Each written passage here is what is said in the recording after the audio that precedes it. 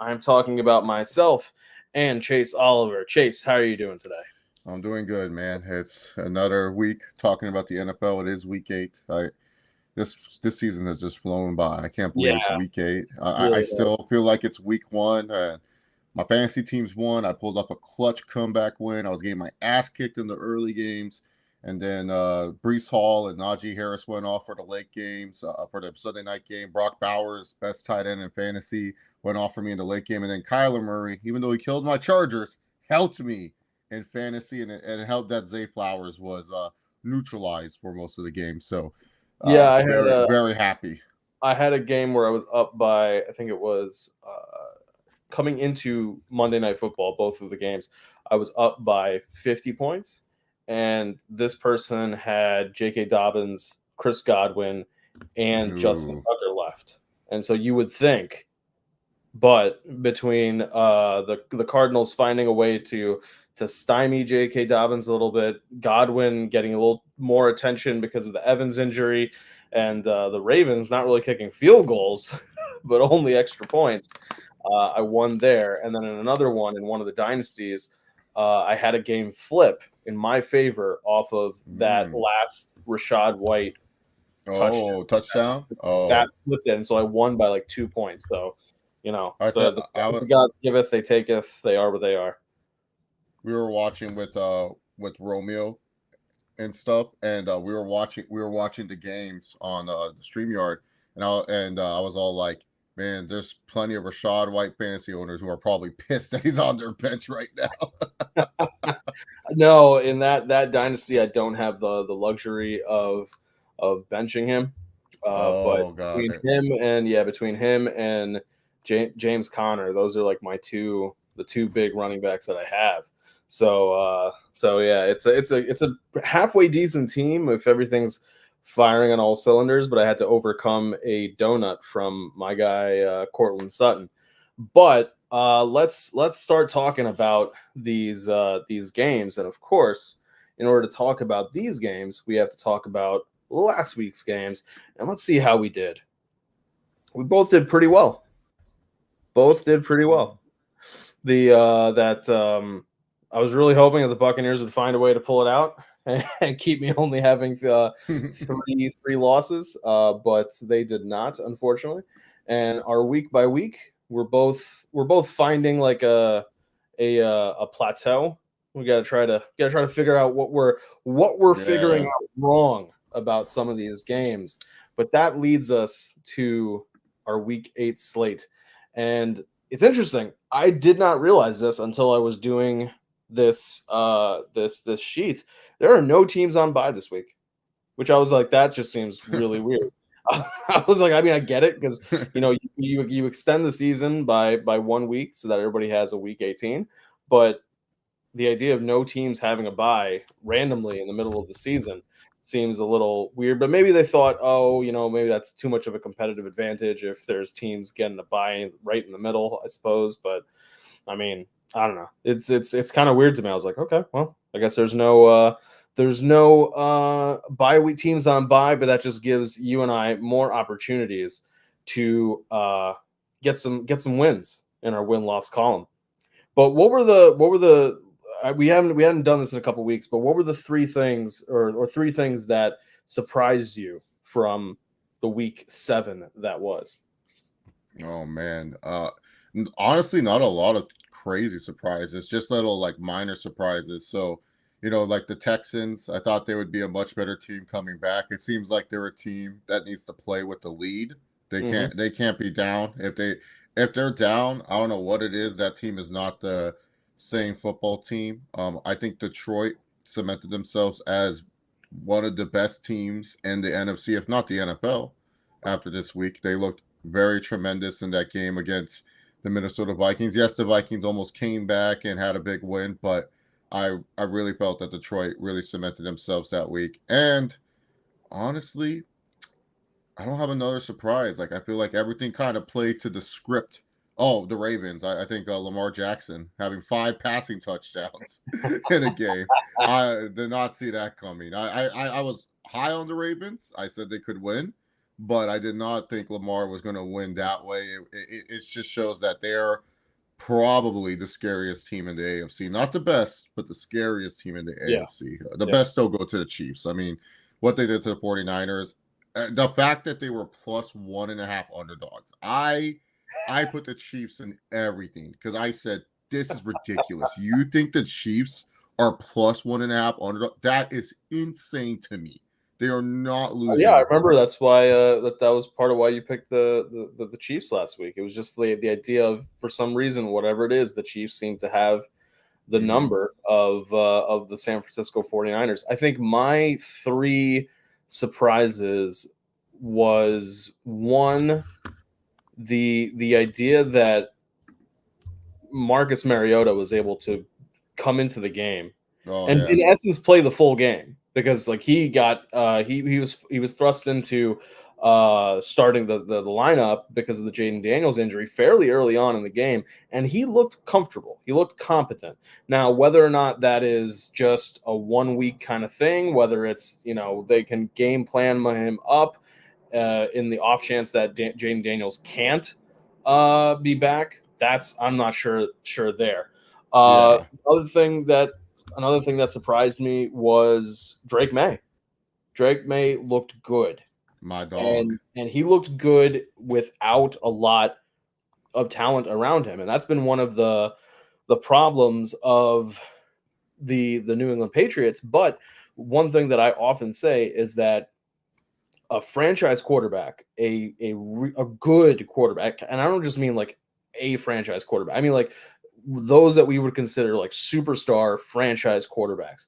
Their job is to take what's given to them by the general manager, by the coach, Yep. and find a way to elevate it. Because when you think about it, the GM puts the team on the field. The coach figures out the game plan and coaches them up. But once that ball is snapped, it's all on the quarterback. And whether you have to be improvisational or not, whether you're able to read pre-snap defenses, that's on the quarterback. It can be taught to a certain extent, but the greats really kind of just had it.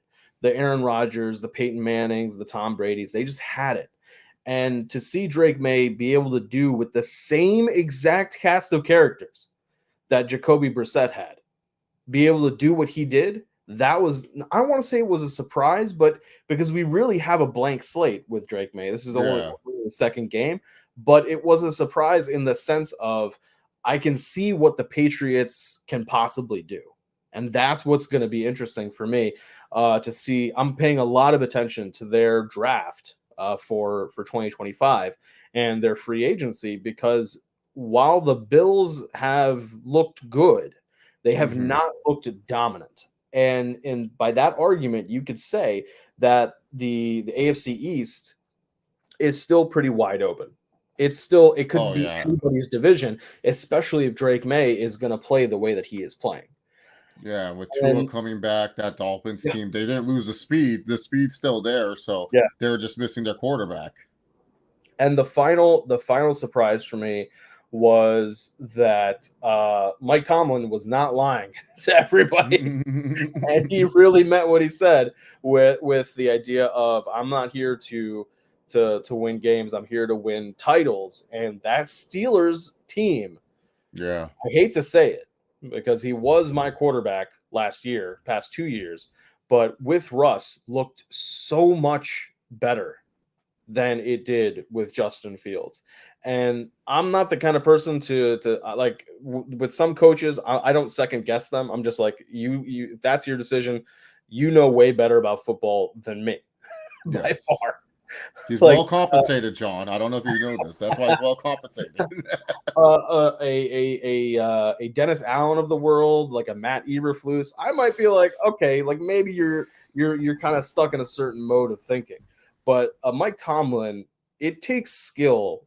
Even if you like jokes, all that jokes about him always being 500 or just being slightly above 500, never having a losing season, it takes some skill to be able to pull that off and to be able to identify talents within the players and coach them up. Whether it will be something that continues this week, the next week, and so on and so forth, that is something that we will be watching very closely. But let's talk about this Thursday night football game. Wow. was, we would say at the start of the season, flipped completely differently. We would have expected the Rams to, one, be the favored, especially at home, and to be kind of running away with the NFC. Like, we would have considered them to be in the thick of it at the very least when it comes to win-loss record.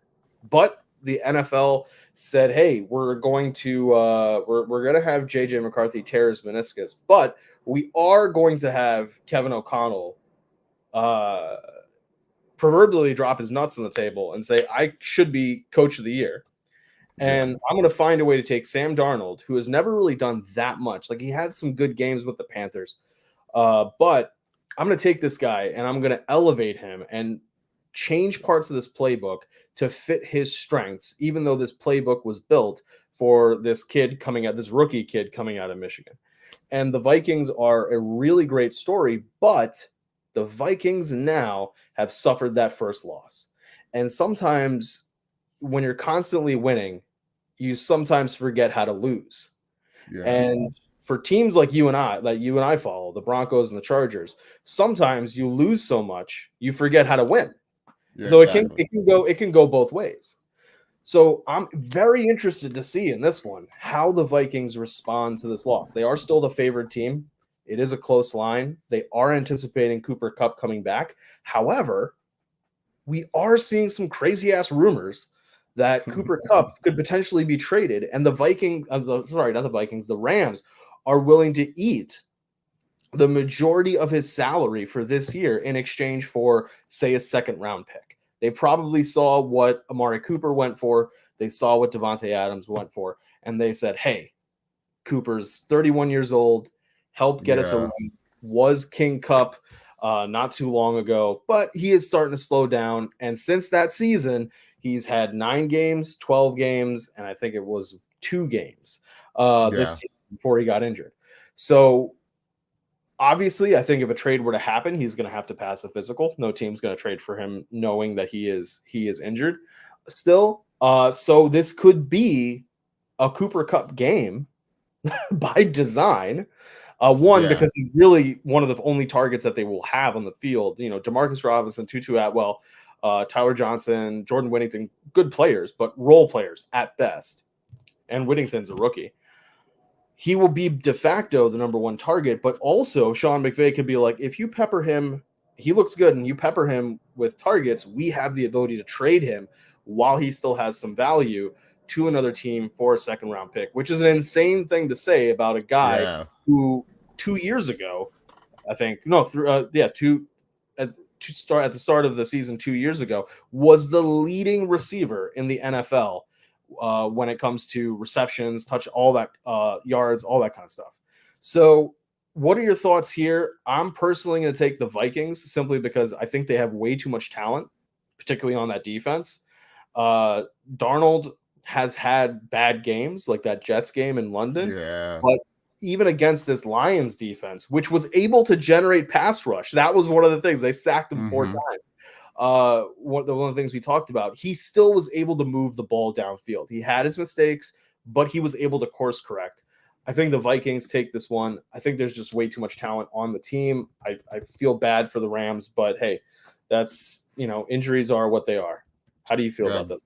Dob Schweinman said that there was rumors that the Vikings and Rams are actually in talks to possibly trade Stafford. That doesn't make any sense to me. Which I'm all like, did O'Connell see the stuff in Darnold and the Lions game saying, yeah, we will not beat these guys if we meet them again?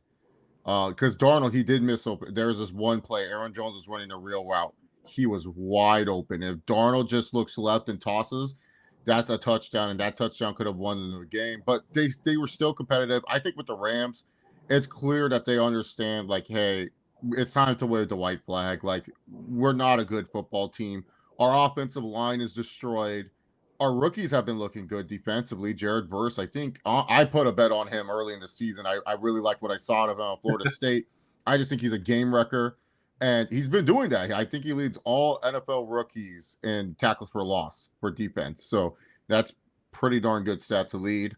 I think that the Vikings will win this game, but the Rams, they'll keep it somewhat competitive. I mean, O'Connell is a Sean McVay tree guy. He knows everything. Like McVay's going to know what routes he wants to run and everything. So I just think I think that is the possibility. But it'll be interesting if this is like a tryout game for Stafford for the Vikings, because I could see where the Vikings, they look at it where it's like, I bet you Stafford told the Rams, probably my last season. Like, I wouldn't be surprised if Stafford told the Rams this season that this could be my last season, because he's not getting any younger. The injuries are adding up. He's been doing a lot more podcast appearances. Like, Stafford said, he's made a lot of money. He won a Super Bowl, potential Hall of Fame candidate for sure. So it's like he's broken a lot of records in the NFL. He's like, let's just be honest here. When it comes to Cup and Megatron, their best seasons were two at quarterback, Matthew Stafford, and he makes a difference in that. So I'm with you. I'm going with the Vikings. I don't see the Vikings dropping two in a row, even though it is a short week. But it'll be very interesting if we see that on Friday that Matthew Stafford just flies with them home. He goes, "All right, I'm in Minnesota now." That'll be so funny. The crazy thing is, if you are the Lions and the Rams, you would have done right by Stafford twice.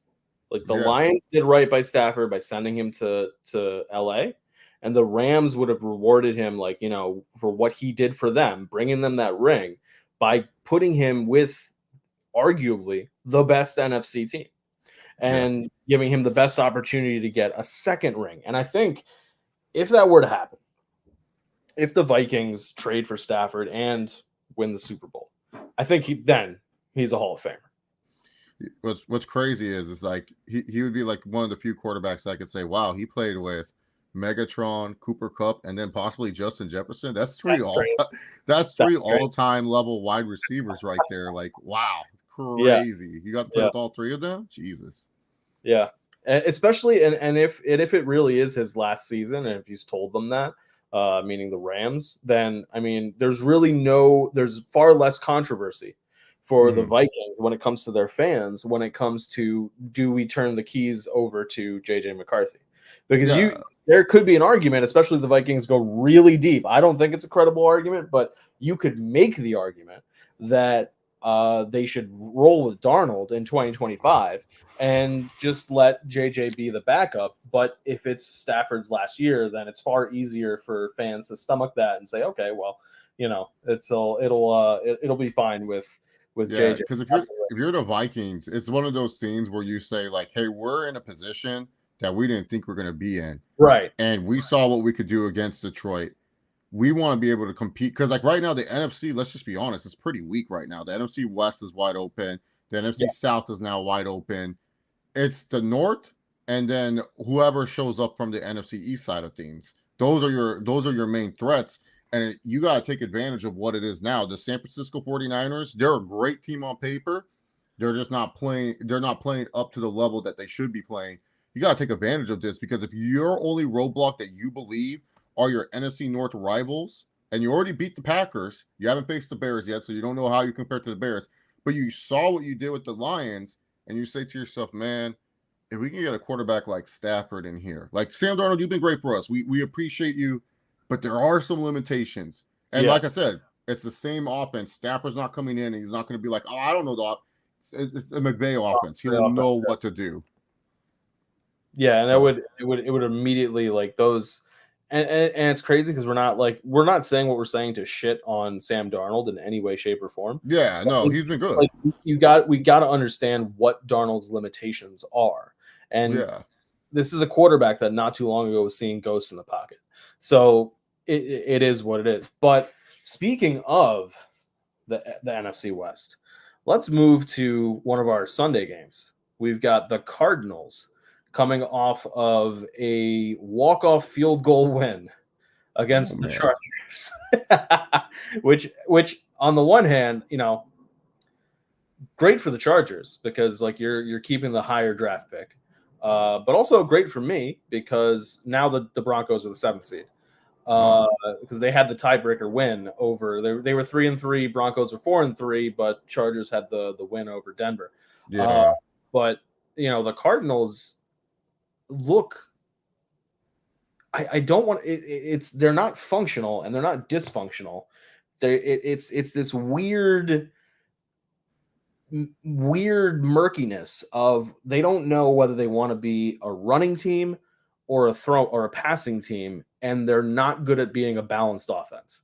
Yeah. One of the big reasons why is because they cannot, for the life of them, it doesn't matter what team they're facing, they cannot for the life of them scheme Marvin Harrison Jr. into open space. And I really don't understand what it is. It can't be a question of talent. And it really can't be a question of him getting double teamed either, because I get that one of the knocks against him was the idea of separation. Neighbors was supposed to be the better separator between the two of them when they were coming out of college into the draft. But this guy is so damn talented. You can't have situations where it's similar to my complaints about Jameson Williams last year, where it was, if you want this guy to be the deep threat, you can't throw to him only once a quarter. And yes, Marvin Harrison a couple weeks ago had a 25% target share, but it keeps coming across or feeling like they're throwing to him barely any of the time. And it's only you'll during most of the game, it's here and there. And then at the end of the game, because they need to make up yardage or whatever the case may be, there's some peppering of targets. And so that's inflating his target share. But I care more about the 3.5 quarters that came before than I care about the last 7 to 8 minutes of a game by far. And James Conner, once again, is doing amazing work as he just keeps he's basically the 2024 version, whether you want to say poor man's version or not, but he is the 2024 Frank Gore, because at his age and with his injuries, he should not be able to do what he's doing, yet he still is doing what he's doing. And it's almost as though James Conner by himself and Kyler Murray's legs, and to a certain extent Trey McBride, are the entire thing that keeps this Cardinals offense moving. I cannot for the life of me see a reason why the Cardinals are not going wide receiver high in the draft in 2025. A second round pick or a third round pick at the very least to try to get some kind of talent in there, because Michael Wilson and Greg Dortch are great guys to have, but they're not. If they're the reason why Marvin Harrison is getting double teamed, you have to get Marvin Harrison help in order to get some of that diversion off of him so that he's able to do those long routes that he can run and get those long passes, because it doesn't make any sense to me. You have a guy who's considered a generational talent. Meanwhile, the Dolphins are favored in this game. And the part of the big reason why they're favored is because the rumor is, or the idea is, that Tua will be starting this Sunday after suffering a nasty concussion some weeks ago during the Bills game. I think that was week 2 or week 3. He was put on IR in order to just kind of quiet the noise about whether or not he'd be playing. But the idea is that he will be back. And I think if he is back, I can definitely understand this line. If he is not back, then I really don't understand this line. If Vegas has to be anticipating that he's going to be back.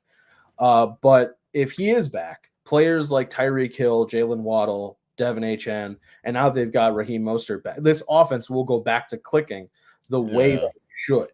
And the Dolphins have looked anemic. The fact that they happen to be second in the division at 2-4 is really more of an indictment on the New York Jets, not the Patriots, because we all expected the Patriots to be this fucking terrible. We didn't. I mean, like, maybe not 6 losses terrible. Maybe we thought like maybe they'd be 2-5. Be competitive, right? But like not. But nobody was expecting them to be really contenders for the division. The fact that Miami sitting at 2-4 happens to be in second place with a points for of 70 and a points against of 129 is insane.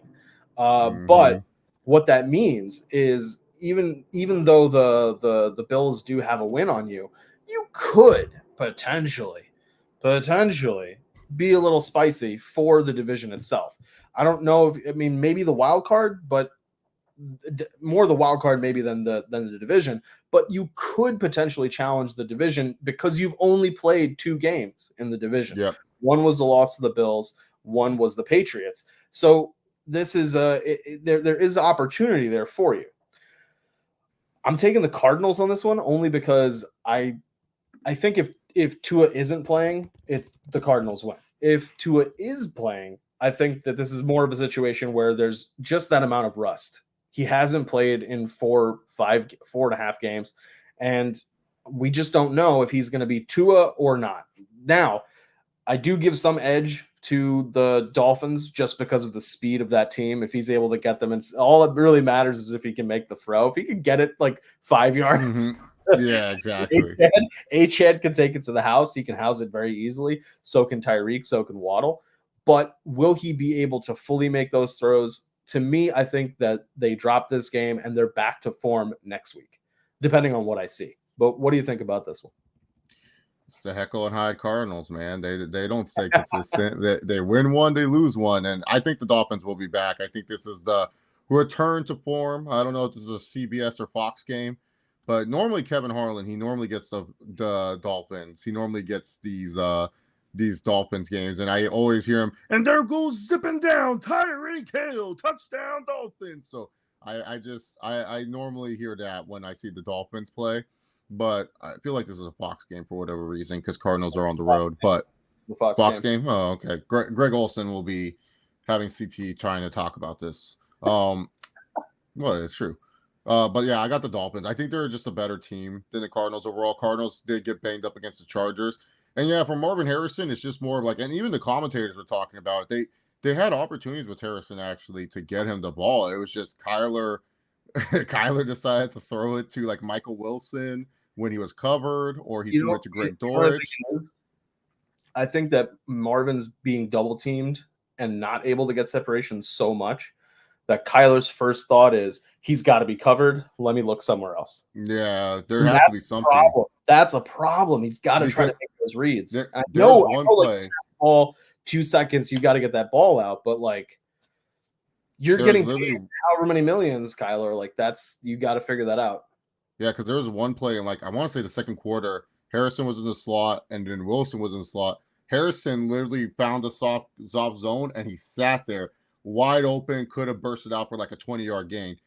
Kyler goes and zips it to Michael Wilson, who was covered by Joshua Taylor, and it was an incomplete pass. And I was just like, I don't know if the play call design was for Michael Wilson, but if you should always be looking to see where Harrison is going. And yeah, I do agree. They need to add definitely another offensive weapon to help relieve some of the issues that maybe Marvin Harrison Jr. may be having.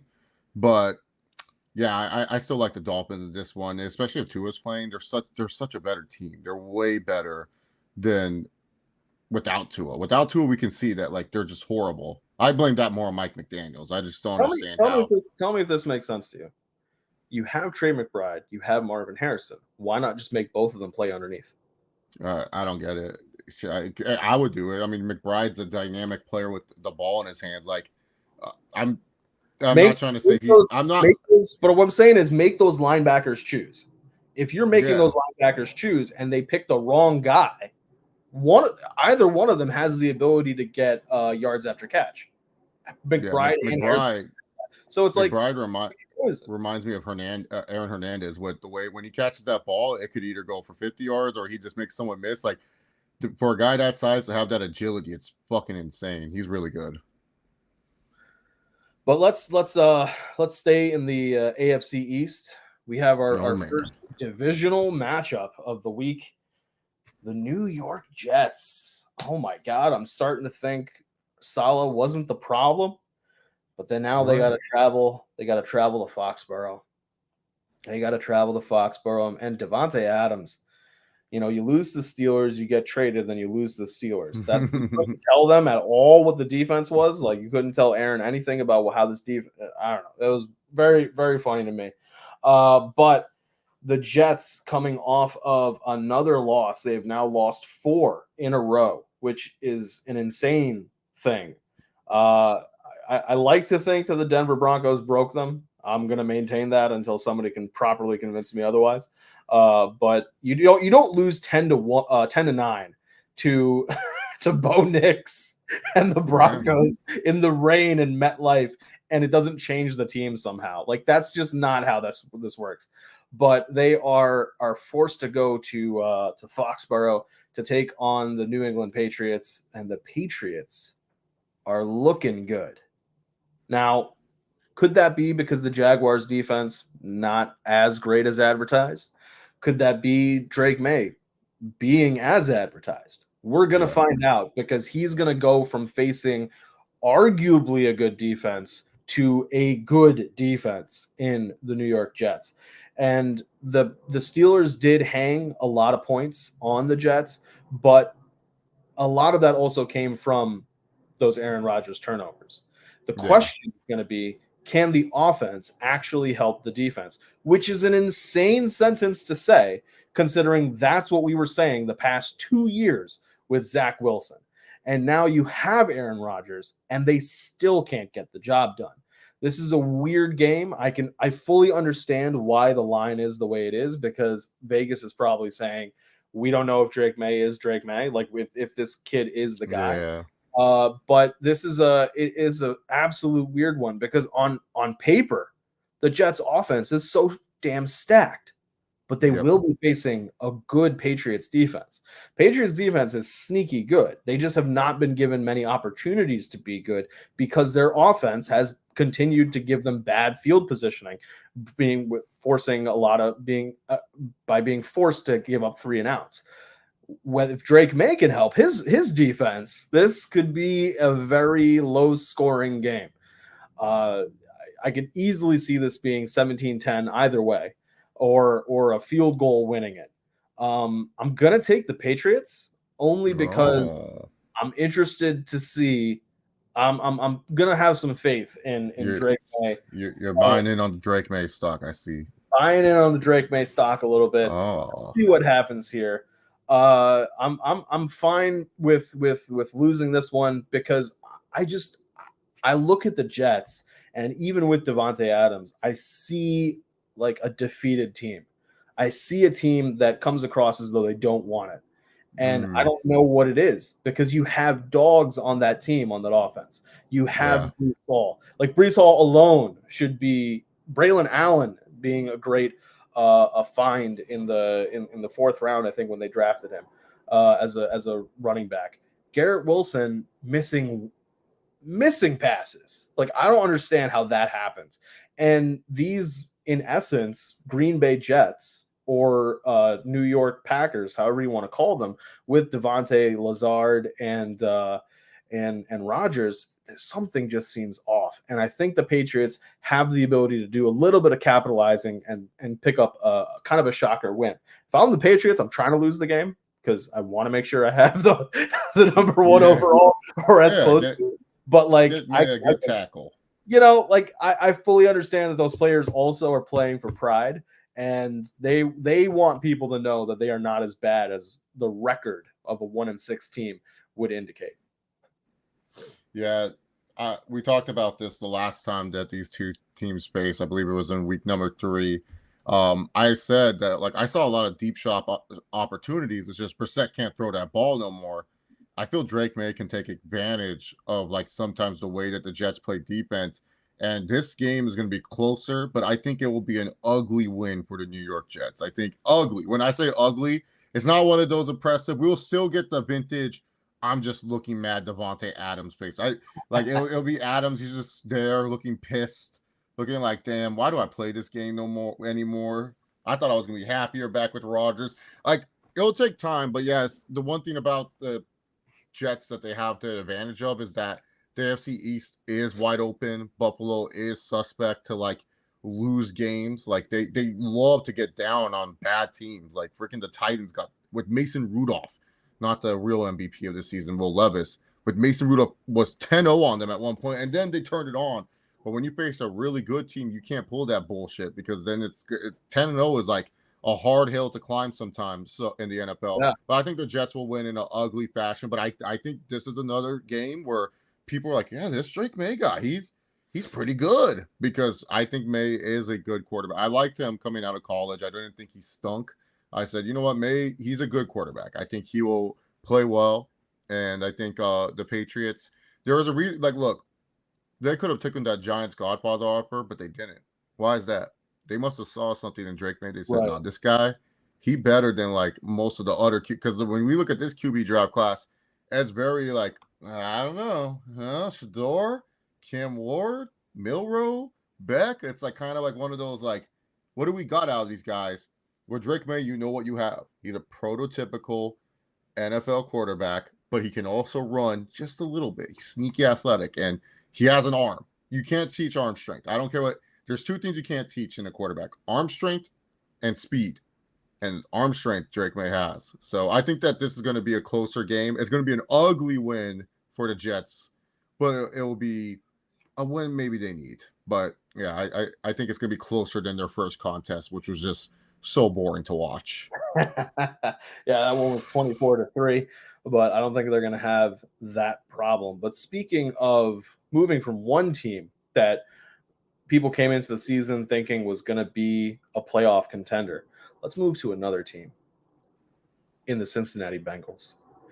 The Bengals are coming off of another win, so now they have two. They've stacked two. They're 3-4, and in most years, that would be enough to kind of be in contention for the division. However, this is a year where the Ravens are absolutely stomping people. The Ravens should be 6-1, but for an Isaiah Likely toe. And the Steelers have managed with Justin Fields to do something pretty incredible and sometimes win despite him. And now they're winning because of a quarterback, which is a nice change for the Steelers fans, I'm sure, especially when you have that high quality defense. But the Bengals, coming out of an ugly September, absolutely ugly. They were 1-4 not too long ago. And now they're 3-4. They're feeling a little bit better about themselves, I'm sure. And Burrow continuing to play pretty well. These past 2 weeks, though, which is interesting, the two games that they won these past two wins, Burrow actually has not played that great. The Sunday Night Football against the Giants, he doesn't have a passing touchdown. He has a rushing touchdown, but he didn't have a passing touchdown, which is a little insane when you have T. Higgins and you have Jamar Chase. But this past week doesn't really light up the box score like he did in the beginning of October and the late part of September. And now they have an Eagles team riding high off of what can only be called a shellacking, destroying, dismantling, whatever word you want to use. That's what they did to the New York Giants this past week. Saquon Barkley, 176 yards, one rushing touchdown, one receiving touchdown. That was overs. You should have. I told people. Absolutely. Absolutely did. I really appreciated him getting that rushing touchdown because the line for him was 6.5 on the season, and I hit that over. I took the over, and he's at 5 now. So whenever you want to do that do that for yourself, do it for the team, but also whenever you want to do that for me, Saquon, I'll appreciate it. You want to hear my crazy 3-legger that hit? What? So, two different 3-leggers. So I had Saquon, Jahmyr Gibbs, and Najee Harris over their rushing projections, but I also had them for anytime touchdown, and I was sweating. Wow. I was sweating during that fourth quarter of the Steelers game. Yeah. Well, because I was like, "There's no way they're just gonna run out the clock and stuff." And then when I saw they were going for it on that 4th and 1, I was like, "Please, Harris, just get into the end zone." When he high stepped into the end zone, I was high stepping with him because I was saying, "Oh my goodness!" What was the plus on that? For the touchdown bet, it was like plus 2,050 because Gibbs was the low man. Gibbs and Saquon are low, but Najee was pretty high. So, but because they're pretty low, but it was like plus 2,050. The rushing one wasn't even that hot. The rushing one actually was because like Gibbs rushing, he was like plus something. So, yeah, he probably was able to pick up a good bit of it during that time. Yeah, because Saquon was close to favorite odds when I put him in the parlay, but Harris. I don't know why he's been doing well running. I guess because he doesn't get touchdowns. They had him at plus 600 for a rushing touchdown that week. So yeah, no, he really has not been doing that well when it comes to rushing touchdowns. But yeah, the Eagles, just destroyed the Giants. And this was a great revenge game for Saquon Barkley. Like I said last week, when they win and he goes crazy, he's going to talk about how it's a team win and this, that, third. Don't believe a word this man says. And however, I will give him a little bit of credit. The OC, I think, went to him during the game and was like, "You're 13 yards away from your career high," which is batshit insane when you start thinking about the fact that he had 176. But you're 13 yards away. Do you want to go get it? And he was like, "No, let's have the younger players win. Like get some time in." I'm like, first off, Kenneth Gainwell is not a young running back. Like, what are you? He's been in the league for a minute. Kenneth Gainwell. What are we talking about here? He was in the Super Bowl not too long ago. Credit where credit is due. Will Shipley, you got to get some game reps in against actual defense, not just against your own. So credit where credit is due to Saquon for doing that. But this one's kind of fascinating because Zach Moss brought in to be a Joe Mixon light version, while Chase Brown continues his ascension, really has not done well for the Bengals this season. Meanwhile, Chase Brown is kind of doing what Chase Brown was doing last year.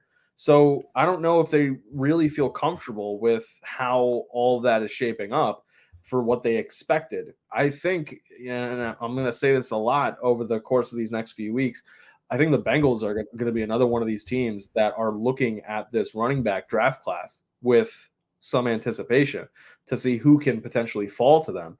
There's some really good running backs, and I don't know if Chase Brown's really the guy like that. And Zach Moss, definitely not the guy.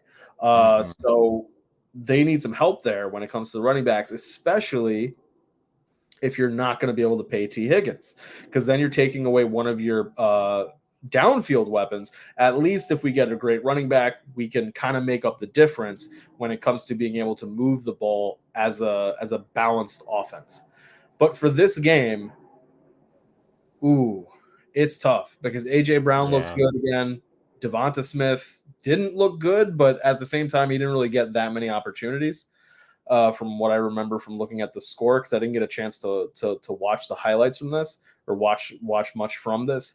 I'm going to take the Bengals only because I do believe that Burrow is turning a corner and that the Bengals are just a very well-coached team. Even if they weren't able to get the job done before in the beginning of the season, the offense was clicking. And I don't know if I trust the Eagles defense against a Bengals offense that has these kinds of wide receiver talent on there. So I'm going to take the Bengals. But how do you feel about this one? Yeah, this is a tough game for sure. Actually, this was my preseason Super Bowl matchup. I have a ticket for Bengals and Eagles and to meet in the Super Bowl. And so yeah, this is like maybe a Super Bowl. Week 8. Week 8. Maybe it's a preview. Who knows? But yeah, I think the Bengals, they definitely need to win more a lot than the Eagles. The Eagles are kind of in like a wide open NFC East. So it's like, if they lose here, it's not the worst thing in the world. I mean, the Commanders, how much longer can they sustain the success? But right. I do think the Eagles, when they do get Saquon Barkley going, if Sirianni can just get out of his way and just realize, man, if we just get Saquon the ball, it helps this offense. And I think they ride off that Saquon momentum. I know the Bengals have been looking good, but that defense is still really, really shaky to me. Still isn't disciplined enough. And I just think the Eagles right now are a better football team. I like that they're underdogs here. I feel that's a good underdog to bet on. I'm interested what this point spread is. Probably Bengals by like 1.5. But Bengals should be favored. It is plus 2.5 for the Eagles. Yeah, that's not bad. I like that. If they lose, I can see them losing by a field goal. But I do like the Eagles here. I think you're getting back to form. That pass rush has just been really, really good lately for them. And that's the one thing, too, is like, the Bengals, they've improved a little bit on that offensive line. But there's those games where Burrow holds on the ball for too long and the pass rush gets home. And that just affects the whole flow of things when Joe Burrow gets sacked. He took a couple of bad sacks against the Cleveland Browns. So I could see it where it's like, against this relentless Eagles pass rush, I think they could actually get to Joe Burrow, and they can slow him down enough to win this football game. But I think this is another close one. I think this is one of those. I wouldn't be surprised Bengals leading most of the game, and then the Eagles do their bullshit. The miracle bullshit that they normally do. So for our conversation earlier about Jets and Patriots, looking at it right now, the line has the Jets as a touchdown favorite, -7. Huh. And we both were saying it could be an ugly game.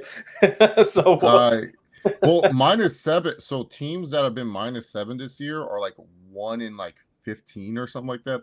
It's like been horrible. Yeah. So that means them actually covering the spread, not that they've lost. It's just them actually covering that -7. Teasers are dead. I don't know. I hate it because I can't tease teams like I used to, but it is what it is. But let's move from two teams that are in either an open division in the Eagles or kind of a closed division when it comes to the Bengals to teams that are, one of them is in a dogfight for their lives when it comes to their division. The other one is basically trying to win to save the coach's job, even if the coach doesn't realize it. No, he's safe. John, what are you talking about? He is safe. You see his picture with Tony Khan and Wembley. He's safe. Don't worry about it. The Packers and the Eagles. The Packers and the Jaguars. And I wish it was Packers Eagles. Shit. This line has actually changed a little bit from when I originally pulled it up and put it in there. The Packers were -230, like I have in the spreadsheet. Now they are -215. The Jaguars were +190. Now they're +180. My God! These sickos. They think the Jaguars can catch the Packers, and oh my God, these idiots! Stop donating your money, people. This is why you have to call the gambling hotline, because you're donating your money because you're betting $200 on the Jaguars to win a stupid football game. Yeah, it's your money. Do what you want. The Packers are 5-2. They are the owners of a 3-game win streak. And the insane thing is that they are third in the division behind the 5-1 Lions and the 5-1 Vikings. But just so you know, the 5-2 winning record would be enough to either outright own or be tied with every other division in the NFC. They would be, if they were in the NFC West, they would be leading the division. They would be leading the NFC South, and they would be tied with the Commanders for control of the NFC East. And 5-2 would have them tied with the Texans, who they just beat, so they'd own the AFC South. They would be tied with the Ravens and the Steelers. They would be tied with Buffalo, and they would be just behind the Kansas City Chiefs. So the Packers are firing on all cylinders, long story short. Yeah. And they are finding ways to win no matter what, even when sometimes the offense can disappear for a little bit, because the offense really did disappear during that Texans game, which was a little surprising because the Texans were absolutely getting stymied.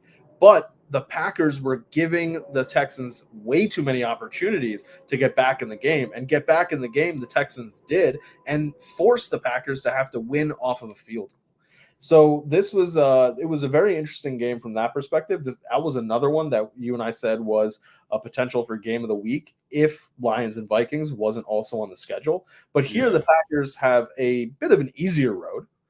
They just got to travel to Duval and beat up on the Jaguars, which I think they will do in fairly convincing fashion. The Jaguars are not a good team. The Jaguars are 2-5 right now. They have a win, but they don't feel like a solid team really in any way, shape, or form. They finally remembered, oh shit, we've got this guy, BTJ, on the team after forgetting about him the week prior. And man, like, I get keeping Christian Kirk around because you need a body, but Christian Kirk at the price point of Christian Kirk doesn't really make sense, especially when you do have a Brian Thomas Jr. So I also would anticipate that the Jaguars are going to be in the market for another wide receiver in the draft, and maybe letting Christian Kirk walk, because to my knowledge, let me see here, Christian Kirk that spot rack cost, his cap hit cost is it's a pretty penny. This his cap hit for this year is $24 million, and his cap hit for next year is $27 million. So they got to do some kind of restructuring or something along that line, because Christian Kirk has not really contributed that much to this team. Evan Engram, welcome back, because Brenton Strange was doing a great job, but Brenton Strange is not Evan Engram. And Engram has been a driving force for change on this team. I think it's closer because Evan's going to be playing, but I still give this one to the Packers. How about you? Yeah, the Packers, they're a good team. It's just like I think with all these NFC North teams, I'm just going to keep choosing them against their opponents unless they have to face each other, because I don't know who's going to beat them. They're all just like have good defenses, or their defenses step up when they need to. They have good offenses. It's just, what a division. Like, man, and what sucks for that division is they can't afford to lose. Like other divisions, you could lose, but not in the NFC North this year. You cannot lose. And I don't see the Packers losing to the Jaguars. That defense has just been really, really good. It's like one of those defenses, like, maybe because the Packers, they don't get the primetime games that they used to. But if you've been watching the games of the Packers, you're just like, wow, this defense is like, the Giants letting Xavier McKinney go. Dang, what a dumb move by them. They should have paid. He has looked tremendous this season in terms of not only in the passing, but also when he goes on the blitzes. Like, he has just been a really, really good football player this year, Xavier McKinney. So yeah, I got the Packers. Like, I don't know, Trevor Lawrence, he's going to do it's the usual Trevor Lawrence game. He will just like turn over the ball, not care. And that defense, they were down at one point against Drake May. I don't think they're going to want to be down against Jordan Love. No. That is a very different quarterback, much more experienced, much more seasoned. It would not be a good time. But another team that is not experiencing a good time right now is the Tampa Bay Buccaneers. And man, that is tough. It was a tough loss to the Ravens on Monday Night Football. They tried to be competitive. They came out, and I appreciated the audacity, the fire, the confidence to not only you win the toss and say, I want the ball. Not only to do that against this Ravens defense, but then on that opening drive, for about 90% of that opening drive, to do nothing but run the ball. That is a level of confidence when you're going into the game against the best rushing defense in the league. And now, even after that game, the Ravens are still the best rushing defense, even though Bucky Irving, even though Rachaad White, Sean Tucker, they did some damage running the ball. And the Ravens, by 1 yard, are still the rushing defense. I think the next best team is the Vikings, if I remember right, from when I was looking at it. Yeah. But the Vikings have played an extra game that the Ravens have now, or the Ravens have played an extra game. The Vikings have already had their bye. So the fact that the Ravens have played the max number of games and are still the best rushing defense, that is a testament to how good your rushing defense is. And so they were able to slow down this Buccaneers offense, but the Buccaneers offense took two major. And you know what? It was crazy to me because Mike Evans, credit where credit is due, played through. He was considered questionable the entire week, and there was concern that he would not play in the game. He plays in the game, gets that 100th touchdown. Congratulations, sir. You deserve it. 11 seasons, 100 touchdowns, joining rarefied air. Has not really missed too many games over the course of his career. And 1,000-yard season, like clockwork, old reliable. His nickname in one of my dynasties is just One Stack, because he just gets 1,000 yards. That's just what it is. But yeah, he was grabbing at that hamstring after the touchdown. And I remember I put it in our sports chat. I said I would not be surprised if he does not play for a lot of this game, except for scoring situations or like absolute necessity, because he was questionable. He comes in He plays a little bit more. But then, like I was saying, on a pass where they needed to convert or score, Baker tosses that ball up. Evans tries to come down with it in the end zone. Pass gets broken up, but he's clutching now at that hamstring, and he is no longer playing for the rest of that game. And the problem is that the way the Buccaneers offense works, it's similar to what we were talking about, the Cardinals problem of Marvin Harrison is drawing so much attention, they throw to somebody else. In this situation, Godwin is head and shoulders better than Dortch and Wilson. So it allows the Buccaneers offense to be able to move so rhythmically. Just like clockwork, Baker's been able to move the ball down the field. Then you start mixing in 3 good to great running backs in Rachaad White, Irving, and Sean Tucker, who I've held in a dynasty for like 2 years now on my taxi squad. I was like, it's gonna happen. It's gonna happen. It's good, and it finally starts happening. But Godwin is forced into the wide receiver 1 role, and he can play it. Like he's designed to be a slot receiver, but he can play the role of a number 1 wide receiver, and he's doing his best throughout the game. But then chips are down. It's under 2 minutes. They have scored, gotten the onside kick, recovered it, and they're trying to go down and score again.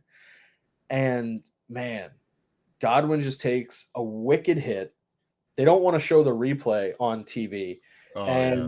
He gets carted off the field. And it turns out that he has a dislocated ankle. I'm not 100% sure whether this means his season is completely done, but at the very least, he's going to be missing significant time. No, it's done. Oh, it's done? Like, I think I heard that he had a chance, but I didn't know. It depends on how bad the dislocation is, but he's probably done. Unless Tampa makes a Super Bowl, there's no chance he's playing again. And the problem is, in order to make the Super Bowl, you need Mike Evans to be there. And Evans is now considered week to week with that hamstring. So you went from having one of the highest powered offenses in the entire NFL, especially at least you could say in the NFC. And now you go from that, and in the span of 4 quarters, you now have Jaquan McMillan being the number 1 wide receiver for this team. There's going to be a lot of pressure on players like Cade Otton to step up. There's going to be a lot of pressure on Rachaad White to be able to act as a receiving running back, which he has shown he can do. But he was able to do that when Evans and Godwin were there. Can you do it when they're not? That's going to be one of the questions here. Meanwhile, on the flip side, this is a divisional matchup, and the leaders of the division are coming in, and we had an amazing Thursday night football game. This is a rematch of that amazing Thursday night football game. So weird. It's such a quick turnaround for them to play each other again. What's really crazy is we're going to see this happening really quickly with the AFC North, because they have barely played each other. But now games are going to start, and I think it was the Steelers. I was looking at the Steelers schedule not too long ago, and I think there's like some ridiculousness. Yeah. So like the Steelers week will go Ravens, Browns, Bengals, Browns. It's just like back to back. Like it's ridiculous. Like so. I would honestly be pissed if I'm like the coach, because like I understand the last 2 weeks are normally like those are your last 2 divisional games. That's fair. Because that could decide some playoffs. But your last 4 games being divisional games, like if you don't win those, that hurts your. More. So that'll be 11, 12, 13, 14. They're going to go Ravens, Browns, Bengals, Browns. Then week 16 will be at Ravens, and week 18 will be home to Bengals. Yeah, that's rough. That's rough. You lose those games, and it's like. Because, like, the best part is, like, if you can face a team like week 1 or week 2 in your division, then you face your out-of-division, out-of-conference opponents. Then you go back to a division person like week 5, week 6, and then you don't have to play them as much because like, your record, it does matter. But your division record is what's most important when it comes to, just overall, like, if you want to, like, break tiebreakers and stuff. Yeah. So now the Buccaneers reeling from losing their 2 best players. have to turn around and host the Falcons, who beat them on Thursday Night Football not too long ago. Off of, maybe it was a fluky overtime touchdown throw to Hodges, Kadarius Hodges, but they proved they could do it. And the Falcons, meanwhile, drop a game. But the other craziness of this is these two teams are tied for control of the division. They're both 4-3.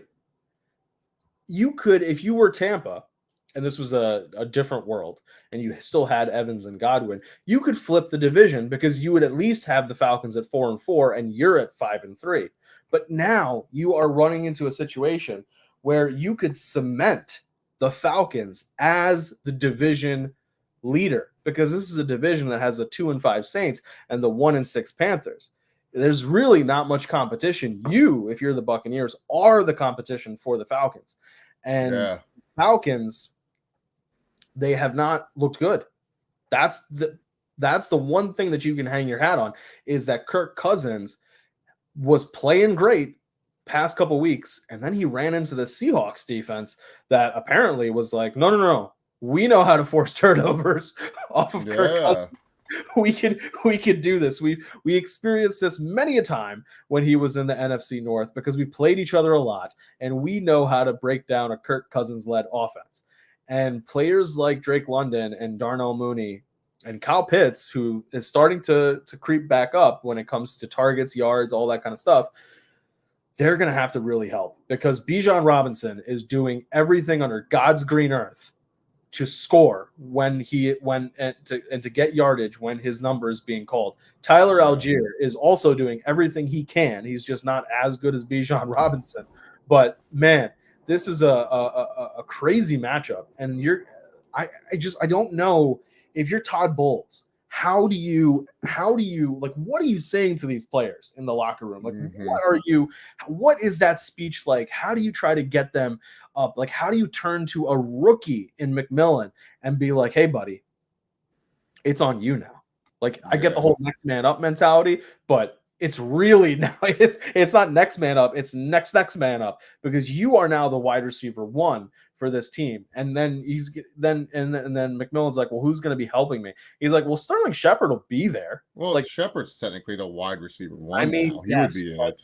I mean, yeah, but is Sterling Shepard really good enough in 2024 to be the wide receiver? No, I'm just saying, on paper, he would be the wide receiver. I Trey Palmer needs to step up too. He was really good last season for them as a deep threat. He just hasn't done shit this year.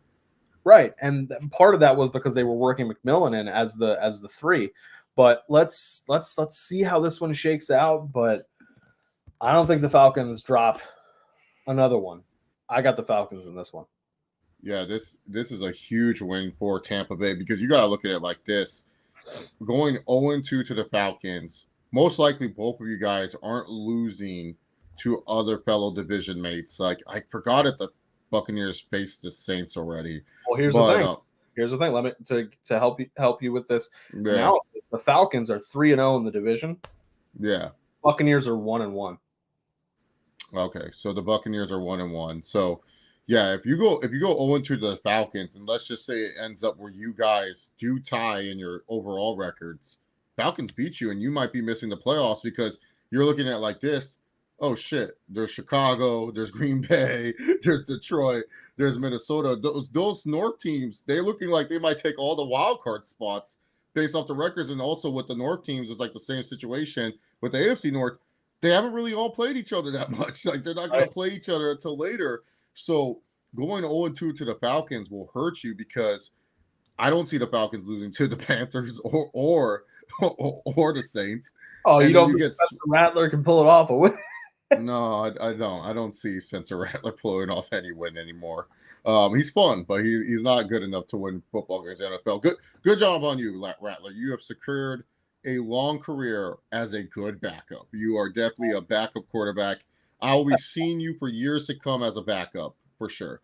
But yeah, I got the Falcons as well. The run game has finally been unlocked with Bijan and Algier. They just need Cousins to play better. If Cousins plays well, this team is good. If Cousins doesn't play well, they're whatever. They shouldn't have lost that game to the Seahawks. They really should. Penix got in. I saw it. I was like, oh, Penix. He had one pass. He did well.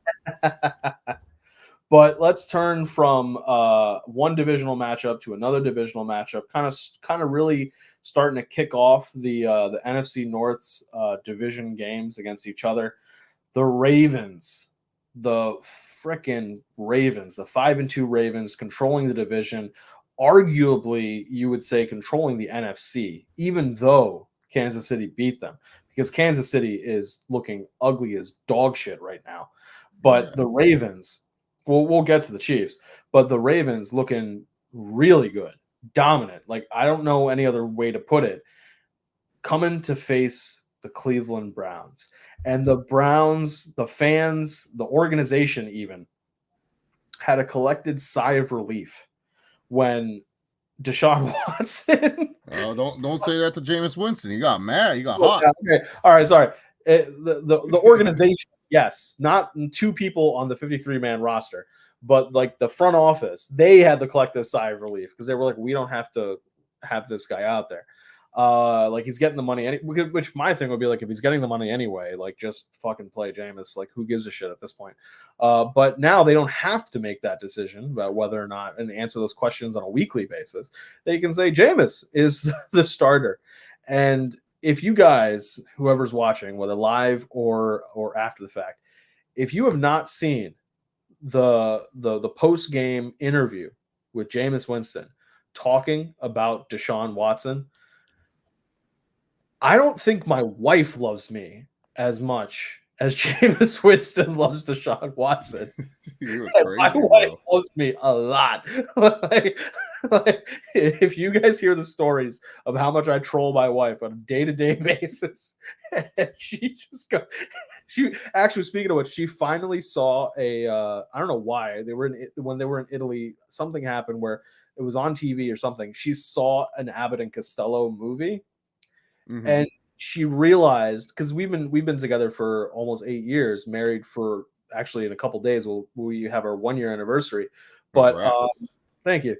But I used to tell her, like, we are Abbott and Costello. Like, that's like, you are the straight man in this comedy routine, in that you allow me to say any wild shit I could possibly think of, and you pretend it's real. Like, at the when we first started dating, she really did think I was being serious when I would say all the, like, you hate me, like, why are you so, like, all this kind of stuff. And eventually she realized he's just joke. Like, 90% of what I'm saying is joking. However, to her credit, she understood that when I pretend that he is serious, it makes him happy. So she was like, it's not that big of a burden for her to do. So she's like, I'll keep doing this. But she didn't get the reference of Abbott and Costello. And I showed her who's on first, what's up, but she, like, it still didn't click. She saw a whole movie and now she gets it. And credit to her for continuing to do this. That's how much my wife loves me. She does not love me nearly as much as Jameis. Jameis was like, I've never heard a guy go like, I had a pleasure to serve under. What? That caught me off guard. Like, bro, are you the massage table that he is on top of? Like, what's happening here? Yeah, I have a pleasure to serve Deshaun, but it was man putting his body on the line week in, week out. And I was just like, dang, what is this? Like, man, Jameis, if he ever wants to do pro wrestling, he would be a good fucking promo. Promo. At the very least, he can be a very good prosperity gospel preacher, because just like with the glasses he had on and everything, like just the intonation, all of it, I was just like, this man could lead a team or lead people to run through a brick wall. Unfortunately, have you seen LaShawn McCoy and Deshaun Jackson's podcast with Greg Gerald McCoy yet? No. So they talk about the infamous, we're gonna eat that W and stuff like that. And so they're laughing, talking about it. And Gerald McCoy goes, that wasn't even the craziest thing he did. He went into the locker room and during the speech, he goes, this is one of them games. Sometimes you just gotta take off your pants and show them which one is bigger. And stuff like that. And everyone, and they were like, Jameis was on one that day. Like, this is what he said. It's actually one of the funniest clips I've ever seen. I was laughing so hard watching that clip. It's one of their top clips. Just type in Jameis eats the W. It's like a 2-minute clip. Deshaun Jackson's just laughing. But that's what Jameis did. And they said he was on one that game. Like, he was just extra. And my favorite part of the clip, it's not what Jameis said. It was like the tight end Cam Brake's like, well, Gerald, he's our leader. He's like, shut up, man. I don't care. What are you doing that shit for? I was laughing at that more than anything else. But man, he is a guy that can motivate a team to run through a brick wall or motivate people to do some incredible things. The question is, can he actually do it? Because the Ravens are that brick wall in this scenario, and you don't have Amari Cooper anymore. You traded him away, but you do have Jerry Jeudy, you do have Cedric Tillman, you do have Njoku, and sir, it looks like they've got Nick Chubb, because he came back to the lineup, and that man really is the heart of this team. You know, all joking aside about Jameis and being able to motivate and all that kind of stuff, Nick Chubb really is the heart of that team. And I think that they are going to live and die off of Nick Chubb. And to the Ravens' credit, great running defense, but Nick Chubb looked like Nick Chubb. Like maybe not 100%, but that's going to come with more game reps. And unfortunately, I'm still taking the Ravens. I'm still taking the Ravens. But what do you think about this one? Ravens getting Derrick Henry is such a cheat code. Like it's just like how did this happen? Who let this get approved by the league? Like that offense, like we knew it would take time for them to figure it out. But man, if they keep playing like this, I don't know how you don't see them in the Super Bowl. I know Henry in the first half of that game wasn't impressive, and then there goes that man. He has that one game-breaking run. If number 27 on Tampa Bay don't tackle him, it's a touchdown. Oh, and then he has another one. Like Derrick Henry is like, it's the stronger that the game goes, and if Lamar can have just those couple games like he did on Monday night where he just looks like a good pocket passer, where he's making these good, like Lamar 2 years ago, that Rashad Bateman pass overthrown. It's not even hitting his hands. I swear to God, I believe that Roger Goodell told the Ravens, you do not run the ball with Derrick Henry against the Chiefs in week 1. Yeah, probably. I swear, like in my heart of hearts, I believe that. So that Goodell could be like, the AFC is going to run through the Chiefs somehow, some way, so we can get the ratings and all that kind of stuff. Like if somebody tries to convince me otherwise, I mean, like I'll believe him because I don't think the NFL is rigged, honestly. But like, well, it was weird because he wasn't even getting that much snaps. It was like he was just he didn't look tired or anything. It was like, what's going on here, like and stuff. But yeah, no, this Ravens team offensively, defensively, there's still some issues that need to be fixed. Like they let up too many big plays. That pass defense can be porous at times. And that offense, they picked up some injuries from that Buccaneers game. The Bucks weren't the only ones that came out unscathed or came out with injuries. The Ravens were not unscathed. That's going to be one to see, because if the Ravens can start winning these divisional games, not only do you keep your name up there when it comes to the overall AFC rankings, but you just solidify more and more that at the very least you're in the playoffs. You may not be the 1 seed, because who knows if the Chiefs are going to drop. The Chiefs have to drop 3 games, and you would have to win out in order to have the 1 seed. But you're going to be in the playoffs, and maybe it's a cold day in Kansas City, but Derrick Henry can run in the cold. He's not, cold doesn't bother him anyway. Oh, we saw that in that New England game where he put the Titans on the back. Retired. We thought he got rid of Tom Brady. Just made Tom Brady stronger. But moving from the AFC North to the NFC South, we have another divisional game. We have the Colts coming in to take on the Texans, and from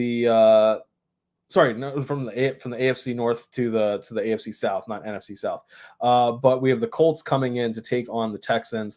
The Colts are the owners of 2 wins over the past few weeks, whereas the Texans, they dropped that game to the Packers. You may have wanted to make sure you got that one, because right now you are 5-2. The Colts are 4-3, thanks to Joe Flacco, not Anthony Richardson.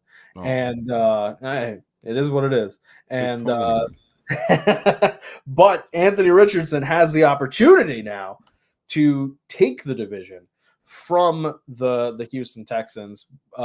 They would have the tiebreaker win. However, the Texans are 2-0 in the division. Colts are 1-2, so maybe there's a little bit of weird tiebreaker kind of thing, division record coming in there. But they would have the win, so you at least think that they're on pace to take the division from the Texans. But the Texans got to figure some things out, because a week prior we said, okay, Nico Collins isn't here, but they still got Diggs, they still got Tank Dell, and then the Tank Dell gets blanketed 0 against the Packers. Diggs can't do everything on his own. Dalton Schultz is there, yes, but Joe Mixon is there as well. But if you can't get all the wide receivers going, the Texans have some trouble. And their defense is really good. Their defense will keep them in games, because, like we said, the Packers, you could argue, was it the Packers allowing the Texans to hang in the game, or was it the Texans defense doing what needed to be done to keep the Texans in the game? That, you could have your argument if you're a Texan fan or a Packers fan. I'm sure you would have your opinion there. But either way, the defense did what was necessary. And can they do it here against the Colts, should the Colts get out to the lead? On the flip side, the Colts won the game, but it really didn't feel like they won the game, because they needed everything to break in their favor to win the game last week. And it is a situation where you're winning 16-10 against the Miami Dolphins that don't have Tua. Like, it's not a win that you can feel comfortable about if you're the Colts. And one other thing you can't feel comfortable about is that Anthony Richardson did not look good as a passer. Looked great as a runner, but he's always going to look good as a runner. The problem is that if he doesn't look good as a passer, he's going to have to run a lot. And then once he starts running, I'm not saying that he's Samuel Jackson and unbreakable, but he's picking up injuries here and there the way that a quarterback should not, if they're going to be the future of the franchise. So luckily you do have Joe Flacco in the off chance that anything happens to Anthony Richardson in this game. But I think the Texans get back on track here and pick up the win and kind of push the Colts a little bit further down, keep them down away when it comes to the division. I just trust CJ Stroud to get a divisional win. How about you? Yeah, no, Richardson, it's very boom or bust with this guy when it comes to passing. I saw one stat in the third quarter, he was 7 for 20, and I was just like, Jesus, he ended the game 10 of 24. That's not winning football. You're throwing 24 times, you're only completing 10 of those passes, and most of those passes are just those vintage Anthony Richardson deep bombs. Like, I have him on sleeper, so I know when Richardson does something, because they will tell me he threw something for 20 plus or whatever. But Big Tony, it's one of those things where the Colts, they can compete with the Texans. I think they really can. That defense is kind of one of the more sleeper defenses in the NFL. But I just think the Texans are a better football team. But they do miss Nico Collins, because that guy was such a red zone threat for them. Now teams are locked in of saying, we're not going to let Joe Mixon beat us in the red zone, whether he's receiving or rushing the football. So teams are keyed in on him. And Tank Dell, there was that first drive for the Texans, there was 2 opportunities where they were trying to say, no Collins, no problem. Well, Tank Dell, 2 passes went his way, and it did not look good whatsoever for the Texans. And those passes, if Nico Collins is in, it's like, yeah, you probably would have scored a touchdown on those plays. Like, Collins is grabbing that. And so they do miss this guy a lot, especially in the red zone. But I don't think that will hold them back. I feel like that Packers loss was just like bad timeout management by D'Amico Ryans. I felt Ryans was like playing it that like the kicker was going to miss the field goal, when it's not. Now these kickers are fucking on steroids. Like, they can just hit like all these kicks for a long way. Like, I would have called timeouts, and I would have at least given my quarterback CJ Stroud 40 seconds on the clock, and also one really big offside penalty on Will Anderson. Will Anderson jumped off sides, and that helped out the Packers a lot. So yeah, the Texans, they're a good team. It's just that they're not in the upper echelon in the AFC. They're not in the big 3 conversation yet. They're kind of like, let's talk about something here with Richardson, because to your point, last week against Miami, which has a good defense, but not like, that's not a world beater defense. He goes Yeah. 10 for 24, 129 yards, 0 touchdowns. That looks a lot like Josh Allen's stat line against the Texans. Now, all credit where credit is due. Michael Pittman Jr., Alec Pierce, Josh Downs, better receivers than Khalil Shakir, Keon Coleman. Kincaid is probably on par with or close to, at least, with Pittman as a general receiver. Pittman obviously can take deep routes, but you could have another repeat of that Bills Texans game when it comes to this Colts Texans game. So what's your level of concern for Richardson here as a passer? It's pretty high, because it just seems like he relies much on the deep balls. He's not really going through any of his reads or progressions. Like, there's a lot of passes where I could see that he could have gone for a check down or gone for the intermediate route. He keeps seeing that ball deep. It's not even like the routes that the Colts are running. Like, the Colts are running different routes with their wide receivers. He just seems so much in love of, like, oh, I broke away from a sack. Okay, let me go roll out. And he just chucks it deep. And I don't know if he's going for the good old Joe Flacco. Like, if Flacco taught him, like, yeah, man, you just throw it deep. Sometimes there's DPI. Like, because that's what Flacco was the master of. Like, he did not care. Like, Flacco, master of the deep ball when it came for pass interferences. Like, he was so good at forcing DPIs on, like, third downs. I can't tell you how many Ravens games I watched where it was just like, that guy was covered. Oh, nope. Pass interference, defense, and stuff. And so I don't know if that's just like in his head that he's just trying to force like a penalty, but he's not going through his progressions and he's not making the smart throws. And it's a very high. It's not like Josh Allen, where Josh Allen his rookie year just didn't have anything to see. And then against the Texans, Josh Allen, just had a bad game. It was an uncharacteristic Josh Allen game, for him at least. But yeah, no, Richardson, I have a high concern about him as a passer right now. I don't think he's seeing the field well at all. So who are you taking in this one? Oh, Texans easily. I'm not choosing the Colts. Like the next game, like, oh, come on. We're not choosing the Titans. I was disappointed. There was no Will Levis. I put them on the 4 box for Will Levis reasons only, and he wasn't in. What the fuck is this? There's a good chance he's not going to be there this week either, because he's got grade 2 AC joint sprain, and they are considering him week to week versus a day to day kind of thing. Do you think that's a real injury, or that's just a we don't want you to play injury? I feel like it's a weird. It's not like Mason Rudolph is doing that much better. So I don't know. Mason Rudolph is just playing fundamental football. That's not what I want to see from the Tennessee Titans right now. Fundamental football. Maybe this is the game they give Hopkins a lot more attention for his trade value, to raise up his trade value, because he has not looked good at all this season. So maybe this is the D-Hop trade value up game against the Lions. Lions, though, missing J-Mo. That's gonna sting a little bit for 2 games. That's why he was so good, taking some steroids. Two game going to be serving a 2-game suspension for performance-enhancing drugs, allegedly. It was a pre-workout that he took, and something in there popped it. I'm pretty sure that is actually what happened, because if it was anything more serious, it would be far more of a 2-game suspension. They have zero problem with suspending Jameson Williams.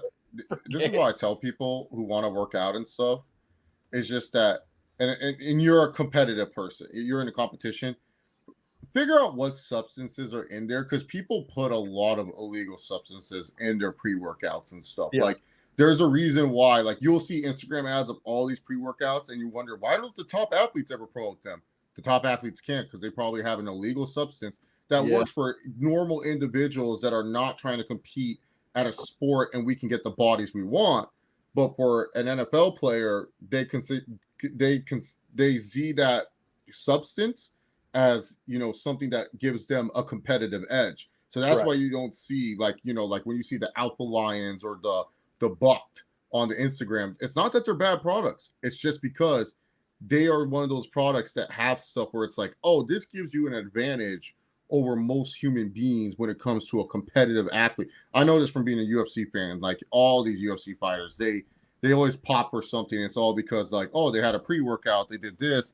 Most of them, besides John Jones, never really done steroids. They just taken a substance that was considered banned and stuff. But that's why you won't see pro athletes. That's why they only sponsor like whey protein and all that other shit, because that's considered fair. Everyone can have that. It's good for you. Doesn't do anything bad.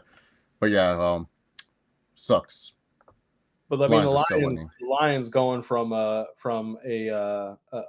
fight that was going to be fair to a fight that is going to be unfair, because I don't think there's a world where the Lions are losing this game to the Titans. If the Titans win this game, the 1-5 Titans win against the 5-1 division leading Lions. Titans are known for this though, where they have these stupid wins. Where they are like, I can't tell you how many times where the Titans were like a bad team, and then Chris Johnson would just run for like 200 yards or something on a good team. So I'm not saying it's going to happen, but it's one of those where I'm like, yeah, I'm not surprised. Yeah, Tennessee, sure. But I think the Lions are winning. I mean, the Lions, though, breathe even though they're going to be sad that JMO is out, they were able to breathe a sigh of relief with the news on Monday, because Monty did pick up an injury. He left the game for a little bit. He did come back. You got to have Sonic and Knuckles together. But Dan Campbell, MCDC, saying that it was in essence a contusion, so just like a bruise in essence, that he has in his knee area. So he should be fine for the game. And I mean, even if JMO and Monty weren't there, I would still pick the Lions.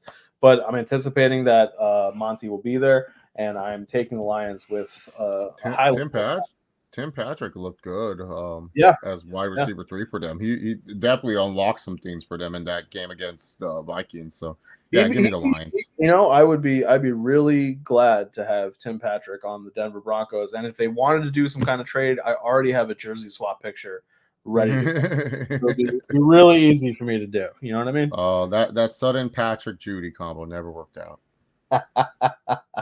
Yeah, unfortunately, one or two of them were always hurt at the same time.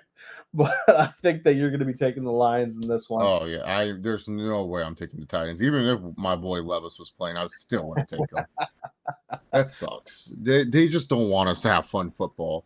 It's really sad, it is. But like, we can turn from a game that won't be fun to a game that could be fun, maybe, but there's anticipation that Derek Carr will not be playing in this game. And the reason why, though, I think this will be fun, though, is because I don't know if you know this, but the Saints have gotten some wide receiver help. They signed Marquez Valdes-Scantling. He was a free agent. Did not even know that. But yes, in huge news, in league shaking news, the Saints have signed MVS to their squad, because Olave is still, I believe, going to be out. Rashid Shaheed also banged up, but I think he played, or against the Broncos, or he may not have. But either way, they need somebody for Spencer Rattler to throw to, because they watched Alvin Kamara just get stymied against the Broncos defense. And, things turn from bad to worse, arguably, because you're going from taking on the Broncos defense to taking on the Chargers defense. And if there's one thing the Chargers defense is good at, it's kind of pretty much everything. The Chargers defense is really good. Unless against James Conner. James Conner just kills us, apparently. Okay. Listen, Frank Gore, had those games where Frank Gore. James Conner is the only guy that can kill us. Like, it's like everyone else we make look like humans, but James Conner. I'm just saying, don't hold it against your defense. But hey, you continued to be in the tank for a good draft pick, and now unfortunately you don't have that opportunity to lose this game, because it's going to be really hard to lose this game to the New Orleans Saints. Man, I kind of feel bad for the Saints. I kind of don't at the same time, because you should not have been rolling with Derek Carr. and you should not have figured, oh, we'll just get this Spencer Rattler kid and train him up like a Pokemon and it'll be fine, because Derek Carr just is not a good quarterback. And you may have to roll Rattler out here for another week because the recovery for Carr is improving, but it doesn't look as though he may be playing. We'll see, continue to see how the rest of this week shakes out. I forgot to say this earlier, but as a reminder, we are doing this on a Tuesday night. These lines will change. You saw the Packers and Jaguars line change as we were talking about it, but I don't think the Chargers are losing this game. J.K. Dobbins did have a bit of an off night, but man, yeah. I got to give credit to the Chargers organization, because they are taking, in essence, absolutely nobody, random names that I don't even believe are real humans, and finding ways to get them in space and getting them the ball. I will say that the Chargers may win my award for having players with the most unique names. Fahoko. Amani Vidal. It's just like, Madden, you could take some inspiration from some of these names for your auto-generated rookies. But Chase, tell me why you think the Chargers are going to lose this game. No, we're going to win. I said to people that Arizona's defense would match up well with our offense, just because of the way Gannon likes to scheme and the way Greg Roman likes to scheme.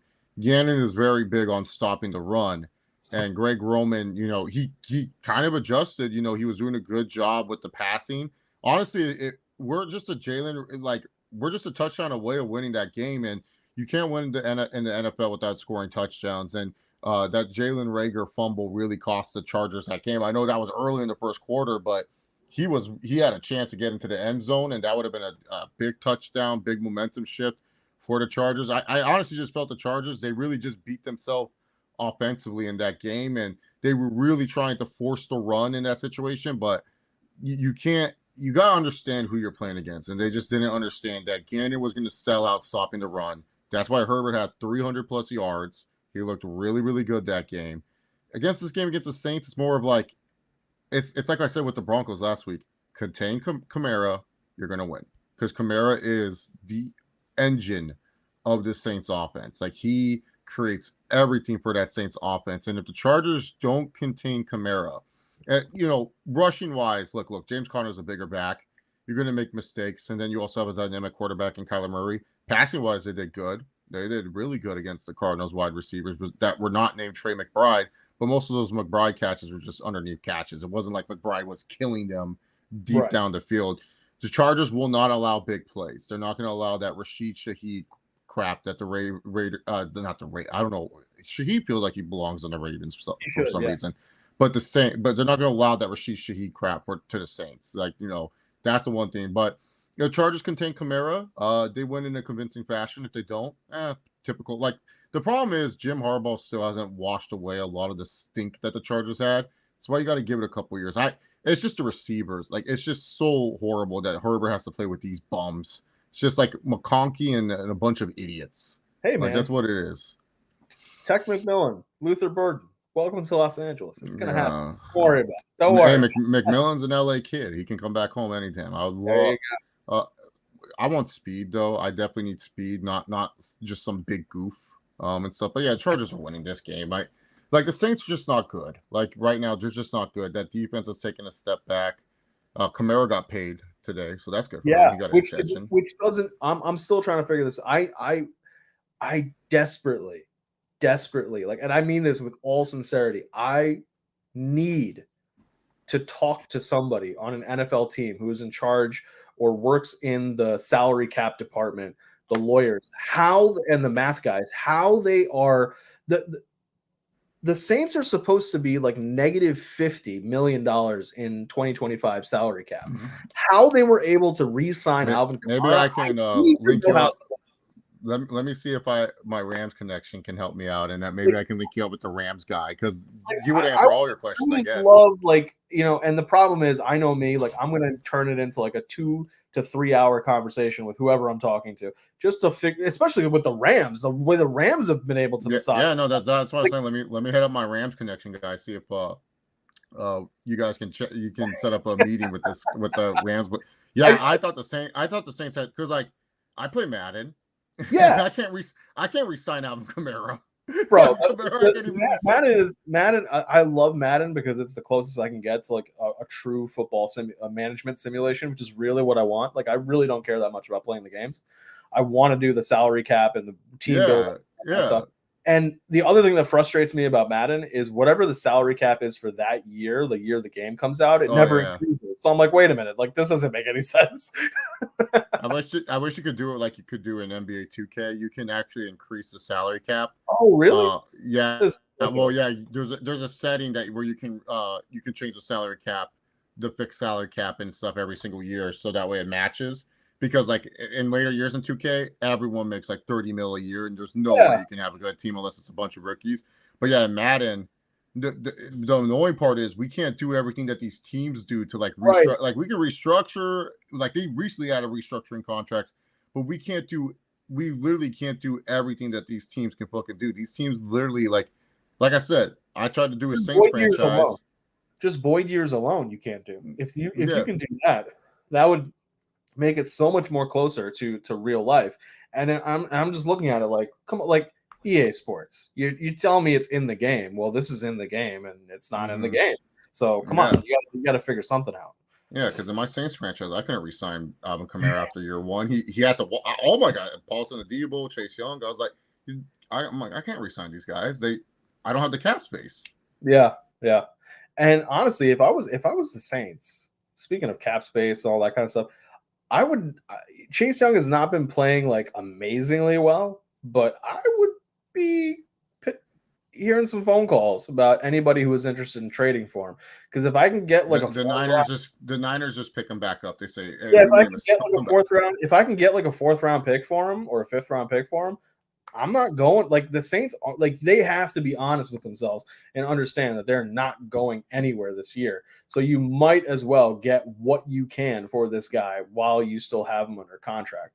But speaking of teams that did pick up the phone and did hear out and went after and pursued who they thought was going to help them be competitive, let's talk about this next one, because the Buffalo Bills looked as though they were getting back on track this past week. Yeah. And I like, this is an insane 2 combination thing to say.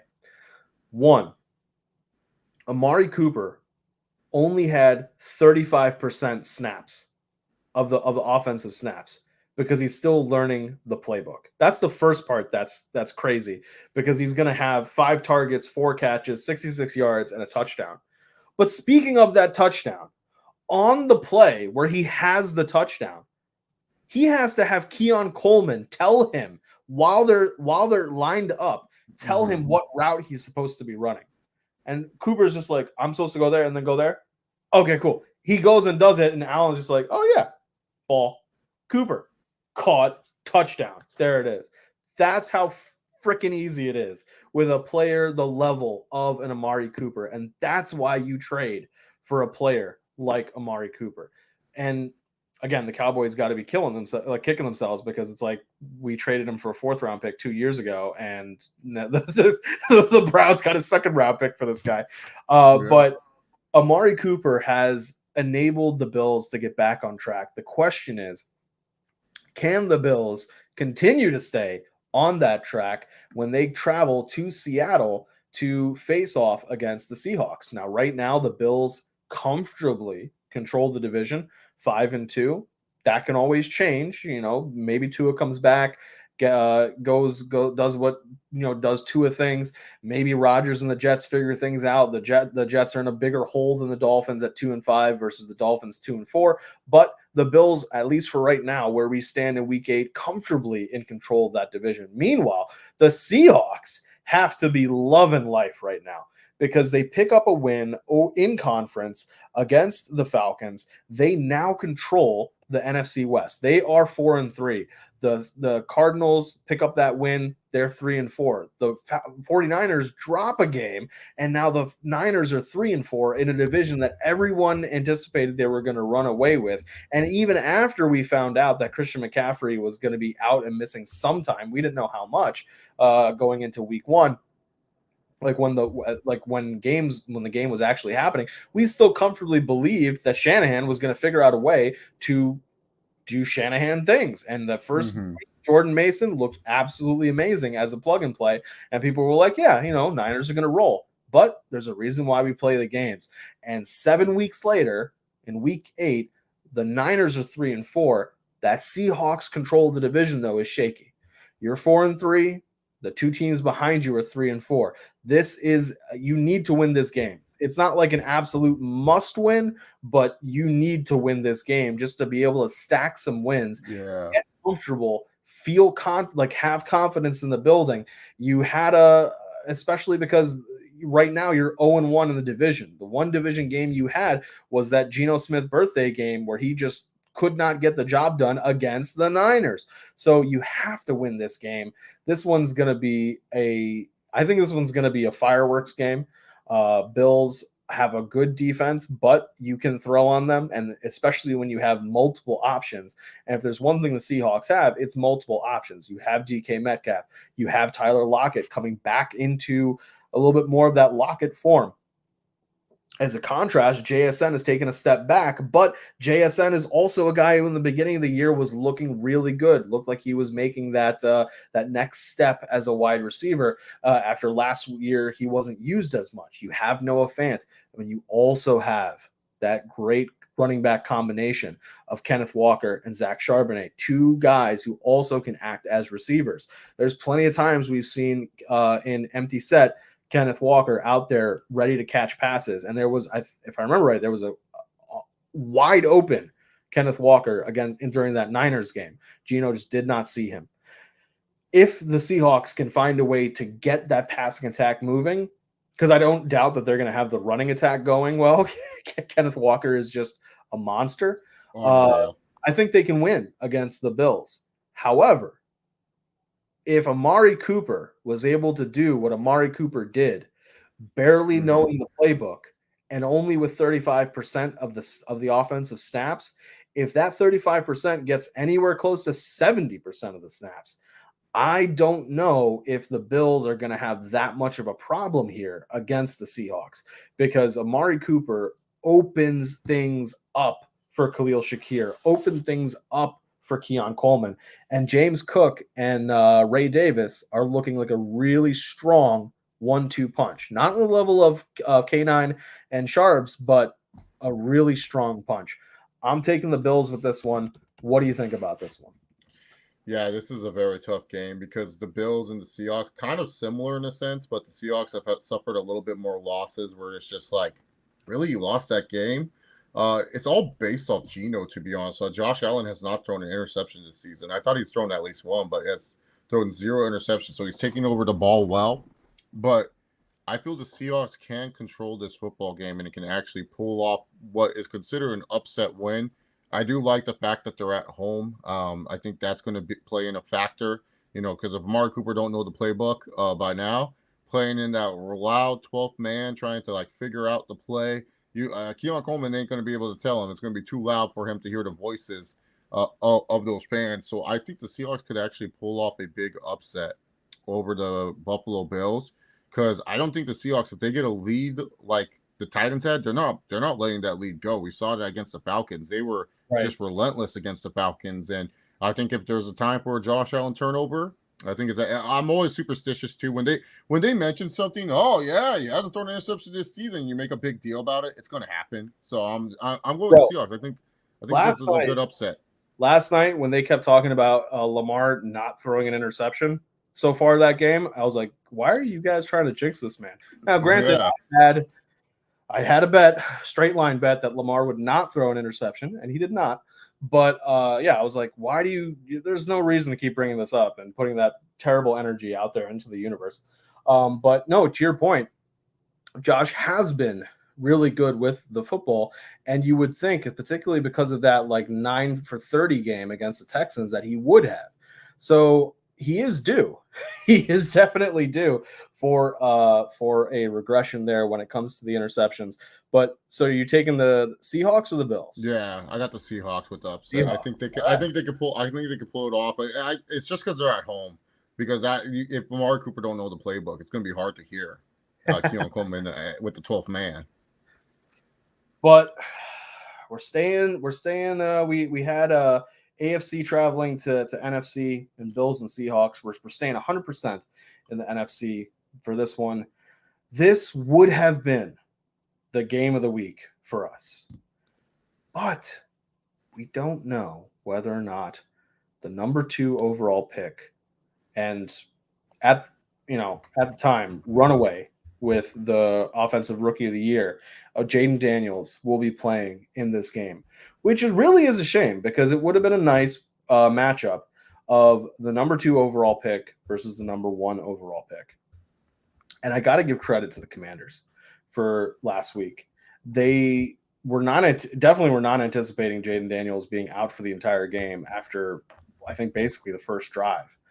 But Marcus Mariota really did step up. I don't know if Mariota has that in him to continue to play that way, to continue to play that well. Was it a one-off? Can there be a situation where Cliff Kingsbury and Dan Quinn can coach him up to be able to do what he did? But also we got to take into consideration who the Commanders were facing. It wasn't a situation where the Commanders were facing a tough team. They were playing the Carolina Panthers. That's not going to be happening here. They're playing the 4-2 Bears, coming off of a bye week and knowing that they are behind because of that bye week against the rest of the division. Yes, the Vikings lost, but the Vikings are now 5-1. The Lions win, they're 5-1. The Packers win, they're 5-2. You are 4-2. You got to win this game. You have to win every one of these teams. If they even want to have a shot of winning the division, have to, in essence, win every single game from here until the end of the season. And it sucks because they're going to be playing each other very soon. There's barely been any division games. So really, you got to be thinking about, how do we make sure that we are a wild card team? Well, you do that by beating the Commanders, because the Commanders are in control of that division.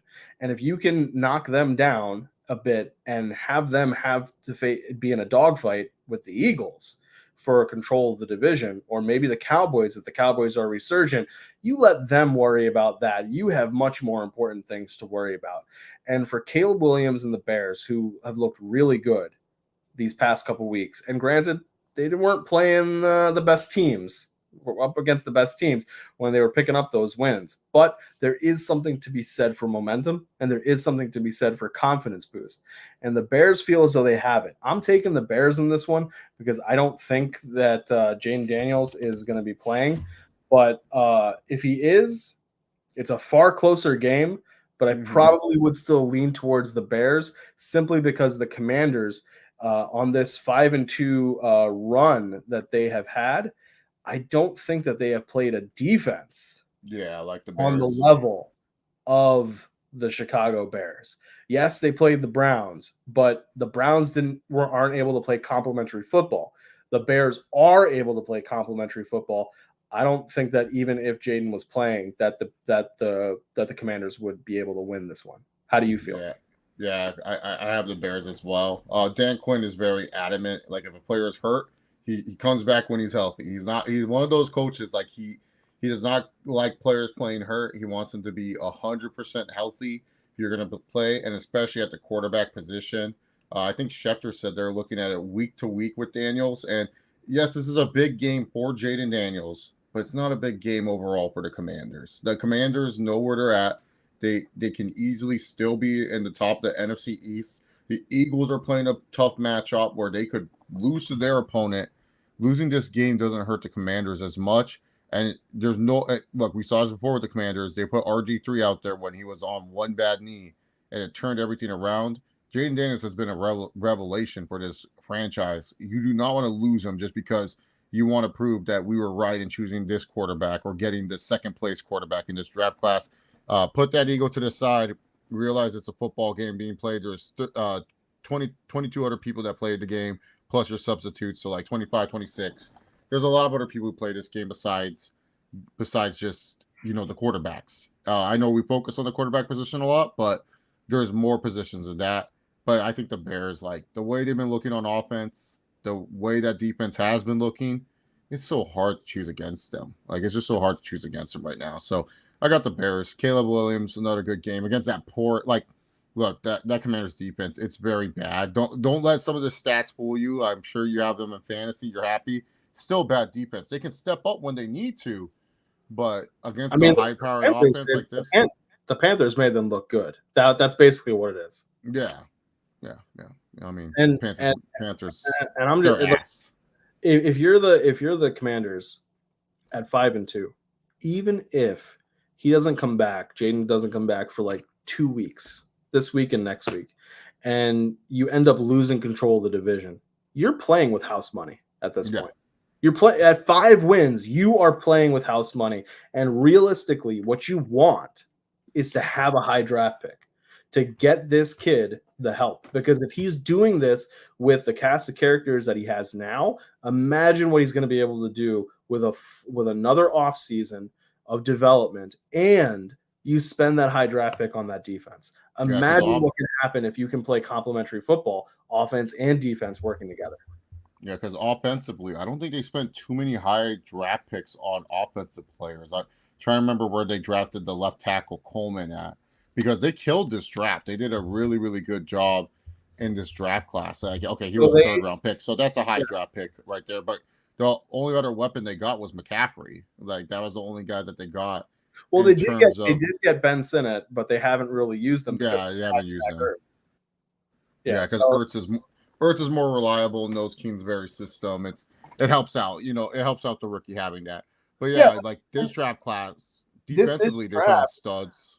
This draft, their picks on offense told you that they were looking at this as a rebuilding year. So yeah, if you're a Commanders fan, I'm sure that you want to be able to be like, hey, we got, like, to your point, we got the better quarterback, but like you're playing with house money. You really are. You were able to draft a tight end in the second round who you drafted to sit. Like that's amazing. Like that's a lot of teams would love to be able to have that. I would love to be able to have that, considering what the Broncos tight ends are looking like this year. But that's a great transition. Speaking of which, the team that the Commanders beat up on last week, and the team that desperately needs a better tight end, and the Broncos, face off against each other. And the Broncos have been up and down. They have had really good games, and they have had games where the offense cannot move the ball. And last week against the Saints, Bo had a lot of problems with passing. Really had a lot of problems with passing. He struggled there. There were plenty of times where he continues to show that he has happy feet in the pocket, and because of it, he's not setting his feet properly when he's making the throws, and so he's not getting them to where the throws where they need to go. There was that one play where I don't know exactly who he was throwing to. He managed to get the ball like dead in the middle between Lucas Krull and Troy Franklin, and like quite literally dead in the middle, because one of them was on the 20-yard line, and Troy is Krull is on the 30-yard line, Troy is on the 20-yard line, and Bo gets it at the 25-yard line. So he put it dead in the middle between them, and I couldn't tell who he was trying to throw to. Krull made the play on the ball, like he jumped to get it, and I think because he jumped, Troy thought, oh, Krull will get the catch, and Troy didn't come up to try to make the catch. And if he did, maybe I had a good feeling that he could cover the 5 yards and make the jump and catch the ball. But either way, Bo shouldn't have put them in that position. It's on you to make those throws. However, Javonte Williams said, "Don't worry, bro, I got you." Like, you look good. What Sean Payton had been asking Javonte to do, Javonte has slowly started to do. I think probably because he realized Audric Estime is breathing down my neck, and this is a contract year for me. So let me go get like a bunch of yards and 2 touchdowns and catch some, make some plays in the passing game. But the Broncos get a gift here because they get to face off against arguably the worst team in football with the Carolina Panthers. Now, I don't know if this is making it worse or better. We can take from this what we will. But Andy Dalton, questionable for the game, already questionable. There's a high chance that the Broncos will be playing off against Bryce Young. And the reason why I said it could be good, it could be bad, is because Dalton has a very good command of an NFL offense. However, Bryce Young knows that in essence, he is playing for his job. So when you have somebody who feels desperate, they're more willing to make the sacrifices. And hey, that could lead to you having some problems. The anticipation is that Pat Surtain will be back. I believe he will have cleared concussion protocol by Sunday. If he's back, then, I'm much more comfortable in the Broncos defense stopping the Panthers offense, at least on the passing game. The running game, Broncos have had some issues there. They're a little bit closer to the middle of the road when it comes to stopping the run. Overall, they are still a top 10 defense. I think they're 8th in total yardage. Very high in points allowed, though. I think they're like 3 or 4 in points allowed. But the running game is a bit of an issue. And the other X factor in this is we don't know yet whether or not Bryce Young, if he is playing, or Andy Dalton, either way, will have the benefit of Jonathan Brooks. Because Jonathan Brooks could be making his NFL debut against the Broncos in Week 8. And I swear to God, if he is playing and he gets to make a great debut at the expense of Denver, I'm going to be really pissed off, only because it's like, okay, all right, there's going to be a lot of eyes on Denver. And because of the Brooks debut, not because Denver's this great team or anything like that. And I really just don't want it to come at the expense of the Broncos, knowing that there's going to be all these eyes on them. But that being said, I'm going to take the Broncos simply because I think that Bo in the offense, while Bo, I tore him down a little bit there for bad throws, he has shown the ability to make some good throws. And he has shown good decision-making. It's just those times where he doesn't make the good decisions or he does show happy feet, it's sometimes having some disastrous issues when it comes to making those throws when they really do need the yardage. The Broncos are a team that have to end second down, either converting or getting to like 2nd and 4. Turning it into 3rd and 4. They can't afford to be anywhere 5 yards or longer for 3rd down. They have a lot of trouble converting 3rd downs. So it is a situation where the Broncos, because it is such a young offense and you have this rookie quarterback, you can't afford to make the mistakes because you get behind too far. But how do you feel about this one? Yeah, Andy Dalton can't play. Maybe it's a case that Bryce Young has now seen, like, oh, this is what I have to do in this offense. Maybe being on the bench helped him out because he is a smart kid. I like to think that Bryce Young called one of his buddies, said, hey, this is where Andy's going. Make sure you hit the car on the way there. Something. I wouldn't be surprised. Smart kid. But yeah, no, I got the Broncos. Even if Bryce Young plays and he comes out back good and Jonathan Brooks is playing, I don't know. Broncos are still a better football team. Dave Canales, he looks lost sometimes as a head coach, and I don't know. He stinks. I don't know how to say it. He just stinks right now. So, but the Broncos are a better team. We're staying in the AFC West. Moving to just put the Chiefs next to me. I have nothing. I can't even say with good conscience that the Raiders can do anything against this team. I need to know how the fuck the Chiefs keep getting away with this. I know, right? It doesn't make any sense. So you don't have Rashee Rice. You don't have Kareem Hunt. Kareem Hunt literally did not look good at all last year. All of a sudden, he looks like the Kareem Hunt from his rookie year. He got this. They gave him the Michael Jordan secret stuff at halftime. Yeah, Gave it dude. to him like instead of at halftime, they gave it to him weeks ago. But like you don't have Rice, you don't have Pacheco, you don't. So you got the backup in Kareem Hunt, who you signed off the street.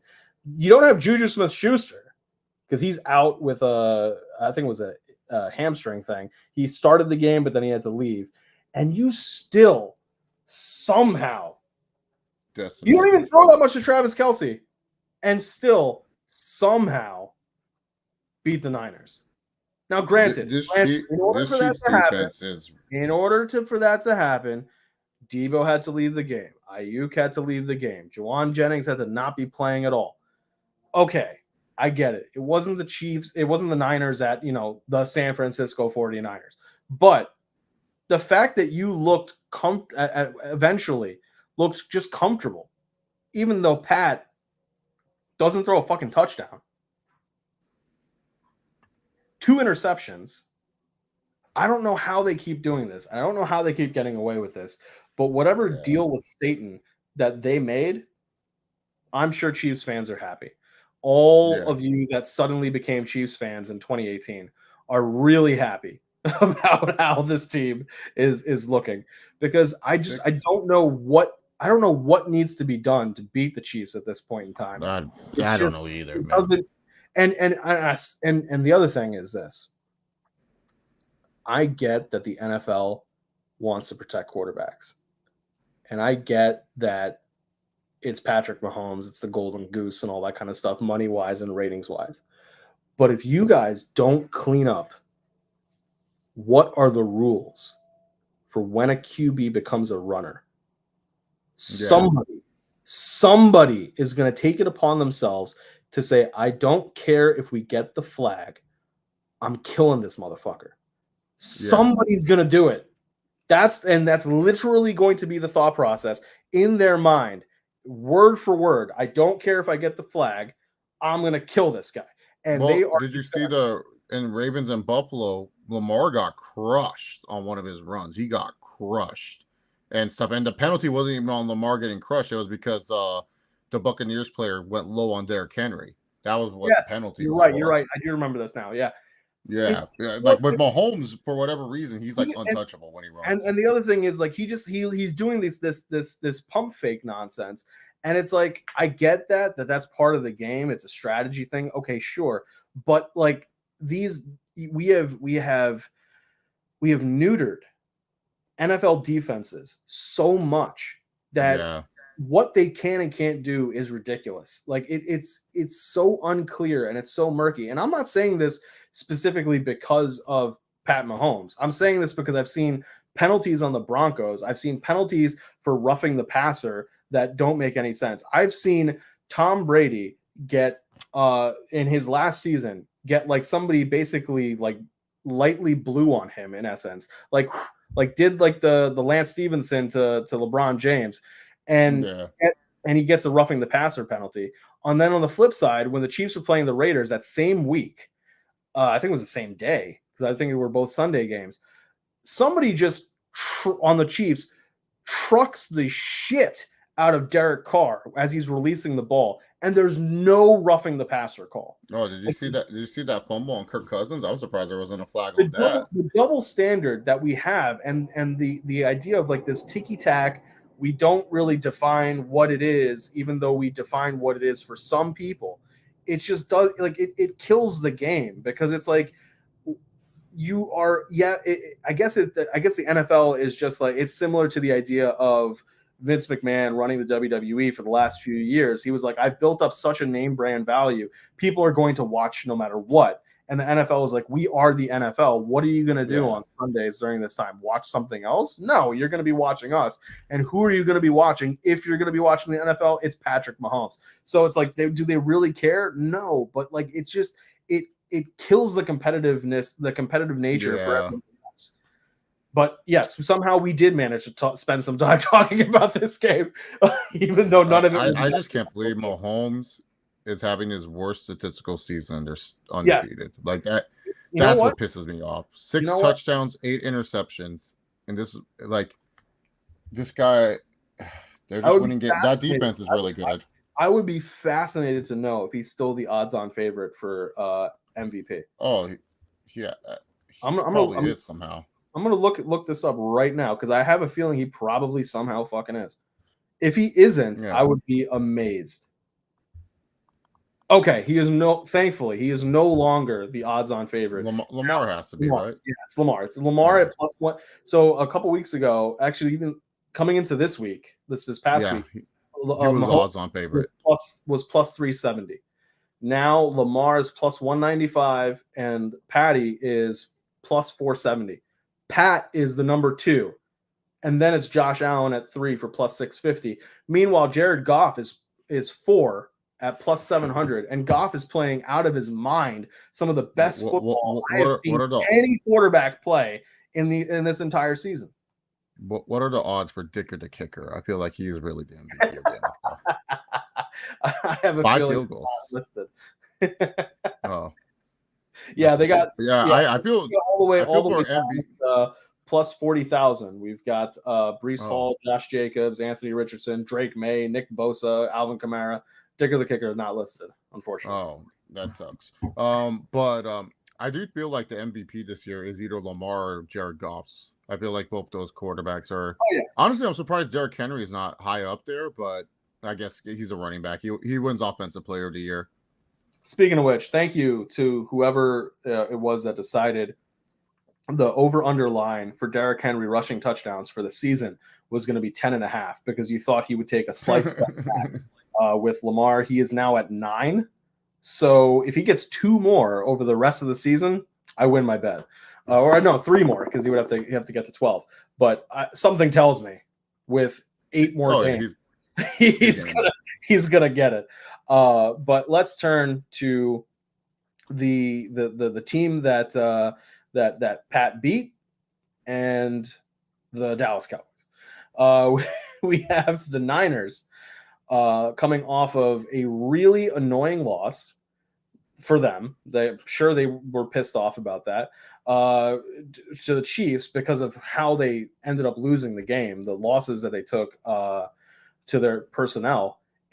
Now they have to host the Cowboys coming off of a bye, a Cowboys team that this is, I would say, a must win for the Cowboys. For them, yes. Yeah, for both teams. For both teams, but like the Cowboys a little bit more because if you're the Niners, you could say, well, if the Bills beat the Seahawks are 4-4. We have a tiebreaker. We can potentially get back into it, even if we fall to 3-5. Like the Niners have some things going for them from a standings viewpoint. But if you're the Cowboys, you have to look at this and go, okay, well, Washington is 5-2, and Philly is 4-2, and we are sitting here at 3-3. And this is not really it's not a very comfortable 3-3 for us because we will have to play the Commanders and the Eagles very soon. For the Cowboys, you are going to be taking on the Eagles in Week 10, and it's not going to be a fun situation for you if you start losing these games and start getting behind, because it's going to be really tough to stack some of these wins. This is another division that has not played each other really that much. They played the Giants earlier, Week 4, but Week 10 they got the Eagles. Then Week 12 they've got the Commanders. Then Week 13 they've got the Giants. And the way they finish this season is Week 17 at Eagles, Week 18 Commanders. And I'm sure Jaden Daniels will be back by Week 18. So, 100%. Whatever's going on with his ribs, the Cowboys are just this weird team that has allowed so much rushing yards, which was supposed to be one of their strengths, but they're without some people. I forget if Micah Parsons is coming back anytime soon. I don't think so. I don't think he was put on IR. At least I'm not certain he was put on IR. I don't think Parsons is going to be. I know Deron Bland is also hurt. Yeah, but they're returning from injury. But them playing is up in the air. Oh, okay. Well, yeah, we'll see. But the Cowboys absolutely need this defense to come back because the offense has looked bland as hell. Oh, horrible. Shout out to Rico Dowdle for really stepping into the RB1 role. I mean, you didn't face that much competition in Zeke Elliott, but hey, you still did it. So kudos to you. And you're making do with what opportunities you're getting, which is great. Jake Ferguson, another player, doesn't really get that many opportunities, but last year did really great for them. Why they're not throwing to him, I'm not 100% sure. Jalen Tolbert also stepping up with Cooks out on IR, who should be coming back. I don't think that was a season ender, if I remember right. But CeeDee Lamb, bro, I don't know what conversation you need to have with Dak, with the offensive coordinator, with McCarthy, with the team, but you can tell that CeeDee Lamb is frustrated. And you can tell that the competitive nature and spirit of CeeDee Lamb is getting more and more pissed off. And yeah, you can make a lot of money, but if you want championships, you're going to have to figure out how to get the team going, because there's certain players that have the ability to put a team on their back. It's a lot easier if you're a running back versus a wide receiver, because it's more on you to just push through people that are trying to tackle you, versus you got to make a jump in the air as a wide receiver, and who knows what's going to happen. Physics is just weird. But CeeDee Lamb has done what he can to put the team on his back. And it's kind of at the point where if you're Lamb, you got to turn to the other people and be like, you see me out there. Like I'm doing rushing plays, try to get this ball moving. What the hell are you guys doing? And try to figure out a way to get these players to move up, because like I said earlier, a franchise quarterback, a superstar franchise quarterback, can take what a GM and a coach gives you and elevate. And Dak Prescott, for all of his, good qualities as a quarterback, the one thing he does not seem to be able to do is elevate players above what they are. And so it's so much more incumbent on CeeDee Lamb, because man, you're not going to be happy with yourself and with the team. And when that starts happening, and especially with wide receivers,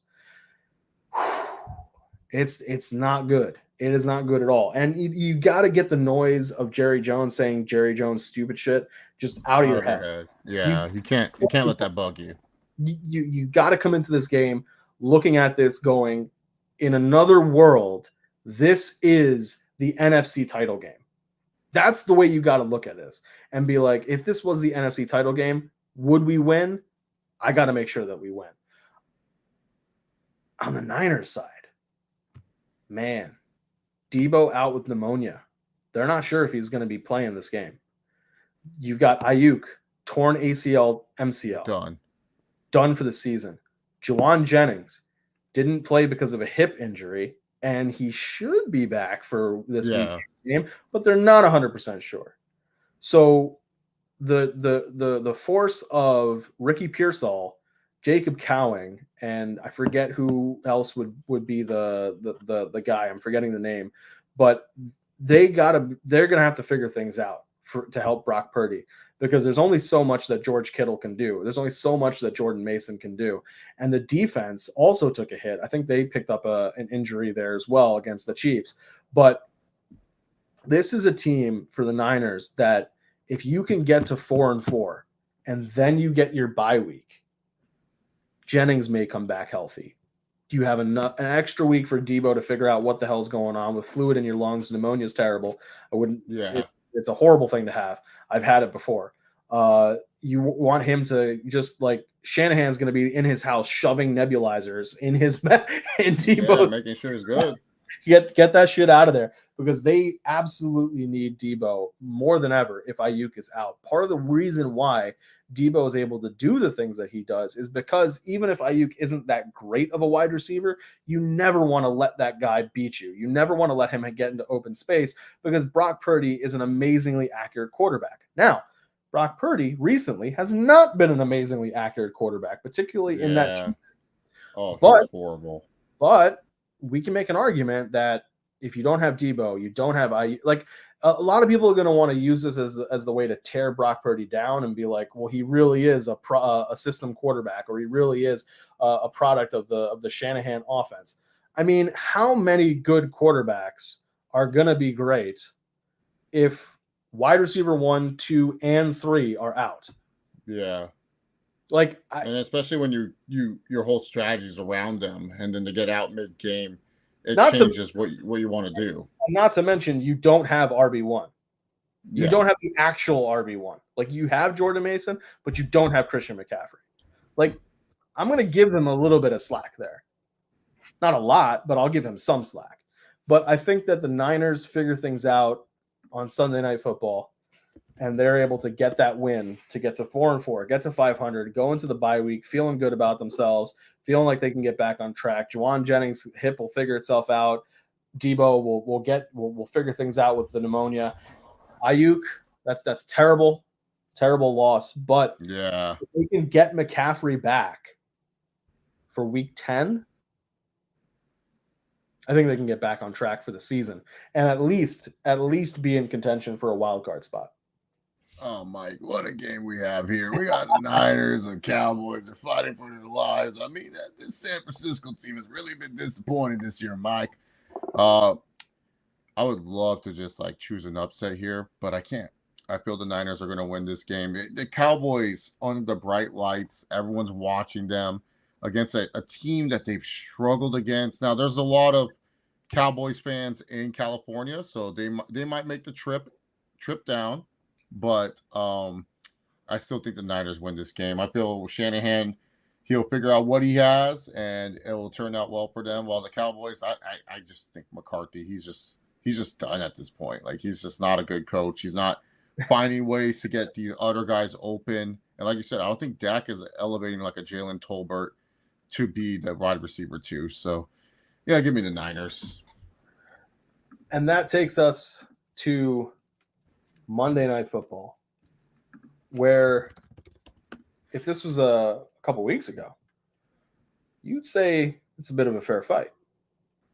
But man, those Steelers played really well last week.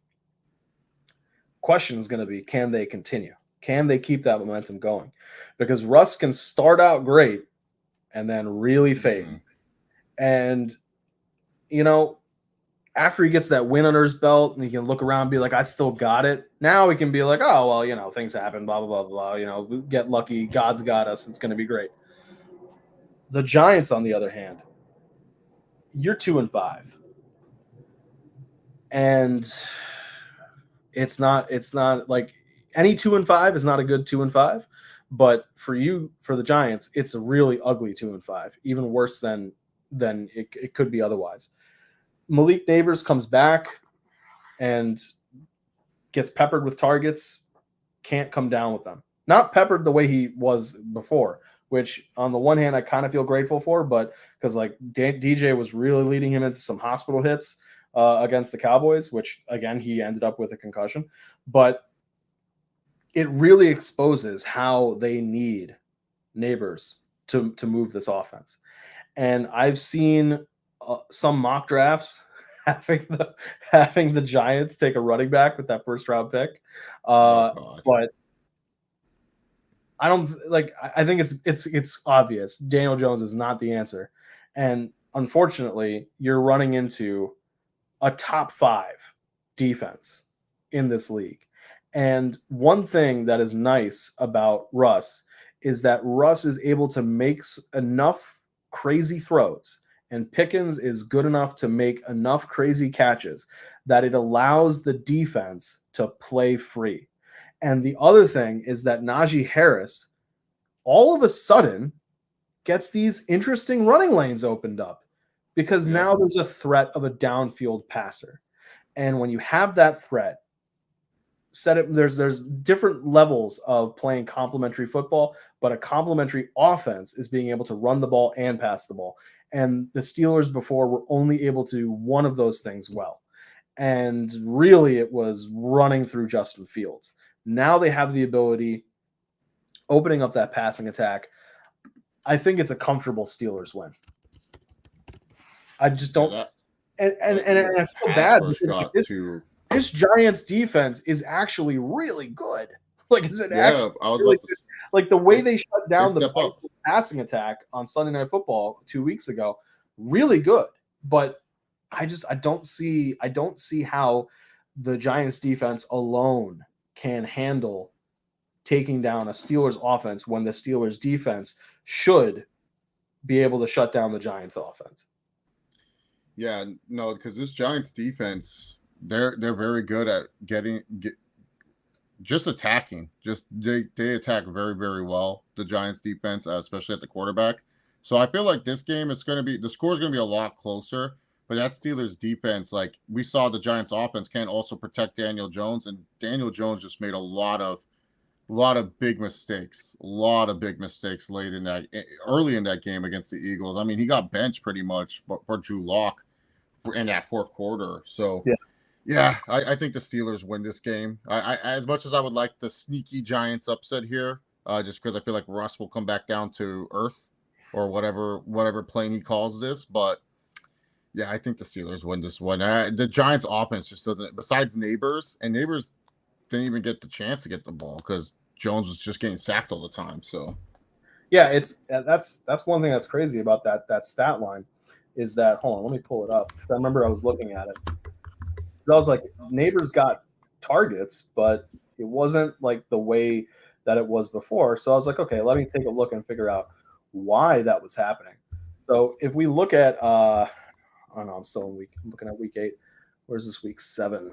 Giants Eagles. There it is. And granted, revenge game for Saquon, but Daniel Jones throws 21 times and Neighbors gets 8 targets when Neighbors was in double digits for targets before he got the concussion. Pretty comfortably, he was in double digits week in, week out. He doesn't even lead the team in targets. It's Wan'Dale Robinson with 9. And the crazy thing is that he gets 8 targets, 4 catches, 41 yards. He's leading the team in yardage with 41 yards. That cannot be happening. Daniel Jones only has 99 yards and takes 7 sacks. Yeah. 7. That's ridiculous. That's crazy. Imagine this defense with TJ Watt, Highsmith, and the Eagles didn't even have that kind of a defense. No, but I'm saying now you got TJ Watt, Cam Hayward, and that's what I'm saying. Highsmith chasing after you. It's crazy. It's gonna be crazy. But guys, these are our picks for week 8. We will be back here next week to let you guys know how we did. But until next time, guys, remember, take care of yourselves and each other. Chase, let the people know where they can find you. Yeah, you guys follow me on X at ChaseOliver68, and then also check out the Around the Point Network. I do videos with Steve, and those are fun. And you guys can always catch me here on True Hill Heat Sports and Entertainment doing the Pick'em show with Chase. We have not done a watch along for these NFL games in a little while. I'm going to talk to Romeo, see what the case is there. I have a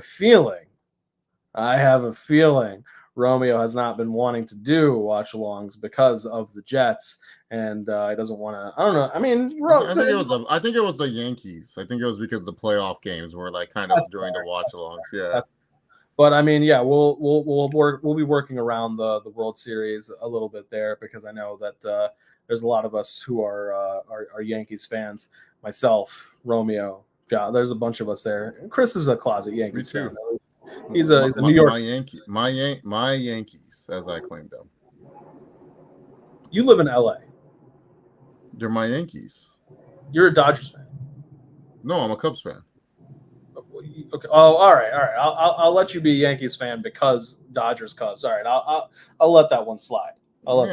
It's a joke because I said the Royals were going to beat the Yankees. I've been saying I've always believed in my Yankees and stuff like that. So they're my Yankees. Yeah, it's actually, speaking of which, it's a very interesting conundrum for Colleen because she doesn't like the Dodgers because she's a Cubs fan.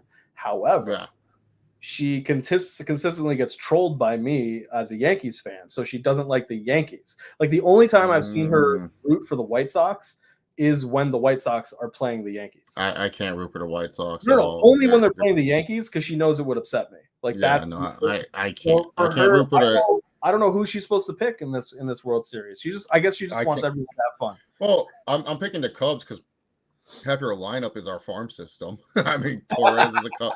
It is. We traded it for Chapman. Well, sir, there's a certain player from Parkland, Florida, the town just slightly above where I grew up. He's my favorite player. But who does he play for? The Yankees now. All right. Yeah, no, I like Rizzo, of course. He got me back into baseball. I was depressed. I was a depressed Cubs fan. Albert Almora Jr. was supposed to be our future, and I was just like, I don't know, this guy's kind of okay. And then freaking Rizzo, I saw him at plate. He was like close to the home. I was like, dude, I like this guy. He's a badass. And then he hits one big, and I was like, I'm in. I'm back in. And then Chris Bryant was good. Got a bunch of other good pieces. Yeah, I always kind of root for the team, for like my Cubs players that are no longer on the team. I always do. Want to see them have success. Yeah. Well, but no, the Gleyber Torres is one of our top farm guys. I didn't want to get rid of him, but we need Chapman. Hey, Chapman won us World Series, I guess. I mean, almost cost us a World Series, but Rajay Davis. Just like Anthony Rizzo got Chase back in with the Cubs, we hope that you guys will be back in with us next week. So until next time, take care of yourselves and each other, and we will catch you all later.